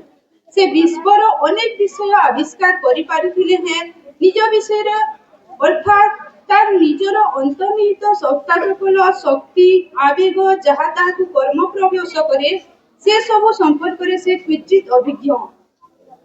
ମନୁଷ୍ୟ ନିଜକୁ ଯାହା ବୋଲି ଭାବେ ବା କହେ, ତାହା ହେଉଛି ତାର ଛୋଟ ଦୃଶ୍ୟମାନ ଅଂଶ। এই ଦୃଶ୍ୟମାନ ଅଂଶର ପଶ୍ଚାତରେ ଭଗବତ ଚେତନା କାର୍ଯ୍ୟ କରୁଛି, ତାହା ସେ ତାର ଅଜ୍ଞାନତା ଯୋଗୁଁ ଜାଣିପାରେ ନାହିଁ। ଏ ସମସ୍ତ ପ୍ରଭାବର ଉର୍ଦ୍ଧ୍ୱରେ ରହିଛି ଏକ ପରମ ଉଚ୍ଚତମ ଅସ୍ତିତ୍ୱଙ୍କର ଉପସ୍ଥିତି ଓ ଚାପ, ଏକ ପରାଚେତନାର ସ୍ତର। ପରମ ସତ୍ତା ଭଗବାନ ବା ପରମାତ୍ମା ଯେ ଆମର ଭାଗ୍ୟକୁ ନିୟନ୍ତ୍ରିତ କରନ୍ତି। ଶ୍ରୀ ଅରବିନ୍ଦଙ୍କ ଭାଷାରେ ଏହି ଉଚ୍ଚତମ, ଗଭୀରତମ, ବିଶାଳତମ ଆତ୍ମାଙ୍କ ନାମ ହେଲା ସଚ୍ଚିଦାନନ୍ଦ, ଯିଏକି ଆମ ଅସ୍ତିତ୍ୱର ଅଚେତନ, ଅବଚେତନ ଓ ଚେତନ ଆଦି ସ୍ତରକୁ ଅବତରଣ କରି ଆସନ୍ତି ଏବଂ ଏକ ବିବର୍ତ୍ତନ ପ୍ରକ୍ରିୟା ମାଧ୍ୟମରେ ପ୍ରସ୍ତୁତ କରନ୍ତି ସେହି ଉଚ୍ଚତମ ସୋପାନକୁ ଉନ୍ନୀତ ହେବା ପାଇଁ। ଏଥିରୁ ଏହା ସ୍ପଷ୍ଟ ଯେ ମନୁଷ୍ୟ ତାର ଅସ୍ତିତ୍ୱର ଗଭୀରତମ, ଉଚ୍ଚତମ ଓ ବିଶାଳତମ ସ୍ଥିତିଗୁଡ଼ିକ ବିଷୟରେ ସଚେତନ ହେବାକୁ ହେବ, ଯାହାଦ୍ୱାରା ଅର୍ଦ୍ଧପଶୁ ଓ ଅର୍ଦ୍ଧମାନବ ସ୍ଥିତିରୁ ଉନ୍ନୀତ ହୋଇ ଉଚ୍ଚତମ ସମ୍ଭାବନା ଦିବ୍ୟତ୍ୱରେ ଦିବ୍ୟମାନବରେ ବିକଶିତ ହୋଇପାରିବ। ଏଠାରେ ଗୋଟିଏ ଛୋଟ ଉଦାହରଣ ଦେବି, ଗପଟେ କହିବି। ଗୋଟିଏ ଗରିବ ଲୋକ ଥିଲା, ଯାହା ପାଖରେ କିଛି ବି ନଥିଲା। ଦିନେ ସେ ଗୋଟିଏ ଗୋଚର ଜମି ବା ଅପନ୍ତରା ଜାଗାକୁ ଯାଇ, କେହି ଯେଉଁ ଜାଗାକୁ ପଚାରୁ ନଥିଲେ, ସେଠାରେ ସେ ଜାଗାକୁ ଯାଇ ଚାଷ କରିବାକୁ ଗଲା। সেই ଜାଗାକୁ ସଫା କରି ମାଟିକୁ ହାଣି ସମାନ କଲା। ସେ ସ୍ଥାନରେ ଗୋଟେ ରାକ୍ଷସ ରହୁଥିଲା। ସେ ରାକ୍ଷସ କହିଲା, ଏଇ ଜାଗାରେ ମୁଁ ରହେ, ଏଇ ଜାଗାଟା ମୋର। ତୁ ଯଦି ଏଠି ଚାଷ କରିବୁ ତାହେଲେ ମୋତେ ଭାଗ ଦେବାକୁ ପଡ଼ିବ। ଯାହା ବି କରିବୁ ସେଥିରେ ମୁଁ ଭାଗ ନେବି। ଗରିବ ଲୋକ କହିଲା, ମୁଁ କିଛି ଚାଷ କରିବି। ରାକ୍ଷସ କଲା, ମୋତେ ଭାଗ ଦେବୁ। ଗରିବ ଲୋକଟି କହିଲା, ତୁ ତଳ ନେବୁ ନା ଉପର ନେବୁ? ସେ କହିଲା, ମୁଁ ଉପର ନେବି। ଗରିବ ଲୋକଟି ଆଳୁ ଚାଷ କଲା। ରାକ୍ଷସ ଭାଗରେ ଉପର ଗଛ ପଡ଼ିଲା, ଆଉ ଗରିବ ଲୋକଟି ଆଳୁ ନେଇ ଭଲରେ ରହିଲା। ଏଥର ପୁଣି ଚାଷ କରିବା ପାଇଁ ସେ ଯେବେ କହିଲା, ଏଥର ରାକ୍ଷସ କହିଲା, ମୁଁ ତଳ ନେବି। ଗରିବ ଲୋକଟି ଧାନ ଚାଷ କରିଦେଲା। ଉପର ଯାହା ଧାନ ଥିଲା ଆଉ ରାକ୍ଷସ ଭାଗରେ ନଡ଼ା ସବୁ ପଡ଼ିଲା। এই ଗପଟି କହିବାର ତାତ୍ପର୍ଯ୍ୟ ଏହା ଯେ ଆମ ମନ କଥାରେ ଏପରି ଭାବେ ଛନ୍ଦି ହୋଇଯାଉଛୁ ଯେ ଆମ ଭିତରେ ଭଗବାନଙ୍କୁ ଆମେ ଜାଣିପାରୁନାହୁଁ। ସବୁ ମୂଳରେ ରହିଛି ବିଶ୍ୱାସ ଯେ ମା ଅଛନ୍ତି, ଆମକୁ ଦେଖୁଛନ୍ତି, କିନ୍ତୁ ବେଳେ ବେଳେ ଏପରି ସମୟ ଆସିଥାଏ ଯେ ମାଙ୍କ ଉପରୁ ସବୁ ବିଶ୍ୱାସ ଭରସା ଉଠିଯାଏ। ଏତେ କଷ୍ଟ ହୁଏ ଯେ ଜୀବନରେ ଭଗବାନ ସବୁ ଦେଖି ହସୁଛନ୍ତି ଆଉ କିଛି କରୁନାହାନ୍ତି, କାହିଁକି ନା ସେ ପଥର ଯାହାକୁ ଆମେ ବିଶ୍ୱାସ କରୁଛୁ, ଏଇଟା ହେଉଛି ଆମ ମନର ଭ୍ରମ। ବେଳେ ବେଳେ ଆମେ ଯାହା ପାଇବାକୁ ଚାହୁଁ ତାହା ମିଳି ନଥାଏ, ଆଉ ଥରେ ଥରେ ସେହି କାରଣରୁ ବି ଆମ ମନରେ ଏଇ ଧାରଣା ଆସେ ଯେ ମା ଆମଠାରୁ ଜାଣି ଜାଣି ସବୁ ଛଡ଼ାଇ ନେଉଛନ୍ତି। ଆମେ ଦାବି କରୁ, ଭଗବାନ ଆମକୁ ସବୁ ଦିଅ, ଆଉ ଯଦି ନ ମିଳିଲା ତେବେ ଲାଗେ ଭଗବାନଙ୍କ ଉପରେ ଆଉ ବିଶ୍ୱାସ କଲେ କିଛି ମିଳିବ ନାହିଁ। ଆମେ ସମ୍ପୂର୍ଣ୍ଣ ଭାବେ ବିଶ୍ୱାସ କରିପାରୁନାହୁଁ ଯେ ଭଗବାନ ଅଛନ୍ତି, ତେଣୁ ଆମକୁ ଦୁଃଖ କଷ୍ଟ ମିଳୁଛି। ଏଠାରେ ଆଉ ଏକ ଉଦାହରଣ ଦେବି। ଏହି ବିଶ୍ୱାସ ଉପରେ କହିବି ଯେ ଦ୍ରୌପଦୀଙ୍କୁ ଯେତେବେଳେ ଦୁଃଶାସନ ତାଙ୍କ ବାଲ ଧରି ଟାଣି ନେଇଗଲେ ରାଜସଭାକୁ ଆଉ ସମସ୍ତଙ୍କ ଆଗରେ ବସ୍ତ୍ରହରଣ କରିବାକୁ ଲାଗିଲେ, ସେତେବେଳେ ଦ୍ରୌପଦୀ ମଧ୍ୟ ସମସ୍ତଙ୍କୁ ଯାଇ ଅନୁରୋଧ କରିଛନ୍ତି, ମୋତେ ରକ୍ଷା କର ବୋଲି। କେହି ତାଙ୍କୁ ସାହାଯ୍ୟ କରିନଥିଲେ। ରାଜା ଧୃତରାଷ୍ଟ୍ର, ଭୀଷ୍ମ, ଦ୍ରୋଣ ସମସ୍ତେ ଥିଲେ, ହେଲେ କେହି ସାହାଯ୍ୟ କରିନଥିଲେ। ଆଉ ଶେଷରେ ଦ୍ରୌପଦୀ ଭଗବାନଙ୍କୁ ଡାକିଲେ ଆଉ ଭଗବାନଙ୍କ ହାତରେ ସବୁ ଛାଡ଼ିଦେଲେ। ସେହି ସମୟରେ ଭଗବାନ ନିଜେ ଆସି ଦ୍ରୌପଦୀଙ୍କୁ କୋଟି ବସ୍ତ୍ର ପ୍ରଦାନ କରିଥିଲେ। ଏହି ବିଶ୍ୱାସ ଆମ ଭିତରେ ଆସିଲେ ଯାଇ ଆମେ ଭଗବାନଙ୍କୁ ପାଇପାରିବା। এই ଜଗତ ହେଉଛି ବ୍ରହ୍ମମୟ। ସବୁ ଭିତରେ ଅଛନ୍ତି ଈଶ୍ୱର ଅଛନ୍ତି, ସବୁ ହିଁ ଈଶ୍ୱର। ମନୁଷ୍ୟ ନିଜର ଶରୀର, ହୃଦୟ ଓ ମନକୁ ଆତ୍ମ ସଂସ୍ପର୍ଶରେ ଆଣିପାରିଲେ ସେ ଈଶ୍ୱରଙ୍କୁ ଜାଣିପାରିବ। ଚୈତ୍ୟ ପୁରୁଷ ହେଲେ ମନୁଷ୍ୟ ଅନ୍ତରର ସ୍ଥିତ ଆତ୍ମା ବା ଦିବ୍ୟାଗ୍ନି, ଯାହା ତାର ବିବର୍ତ୍ତନରେ ସାହାଯ୍ୟ ଓ ଅଂଶଗ୍ରହଣ କରନ୍ତି। ଚୈତ୍ୟ ମନର ଅର୍ଥ ହେଲା ମନର ସେହି ସ୍ତର ଯେଉଁଠି ଭଗବାନଙ୍କ ପ୍ରଭାବ ଅନୁଭୂତ ହୁଏ। ଅନ୍ୟ ଭାବରେ କହିବାକୁ ଗଲେ ମନୁଷ୍ୟର ମନ ଯେତେବେଳେ ନିଜର ଅଜ୍ଞାନତା ବା ପ୍ରାଣ ପ୍ରଚୋଦନା ଶରୀର ଜଡ଼ତାର ପ୍ରଭାବରୁ ମୁକ୍ତ ହୋଇ ଭଗବାନଙ୍କ ଦ୍ୱାରା ପରିଚାଳିତ ହେବ, ସେତେବେଳେ ମନ ସତ୍ୟ, ଶିବ, ସୁନ୍ଦରଙ୍କ ପ୍ରତି ଉନ୍ମୁଖ ଓ ଆକୃଷ୍ଟ ହେବ। ଭଗବାନଙ୍କ ସକାଶେ ନିଜକୁ ଯୋଗ୍ୟ କରିବା ପାଇଁ ଯେଉଁ ପଥ ଦେଇ ଆମକୁ ଚାଲିବାକୁ ହେବ, ସେହି ପଥ ହେଲା ବିଶ୍ୱାସ, ଅଭିପ୍ସା, ପ୍ରତ୍ୟାଖ୍ୟାନ, ଶ୍ରଦ୍ଧା ବା ଭକ୍ତି, ନିଷ୍ଠା ଓ ସମର୍ପଣର ପଥ। ପଥ ପ୍ରଦର୍ଶକ ହେଲେ ସ୍ୱୟଂ ମା ଶ୍ରୀ ଅରବିନ୍ଦ।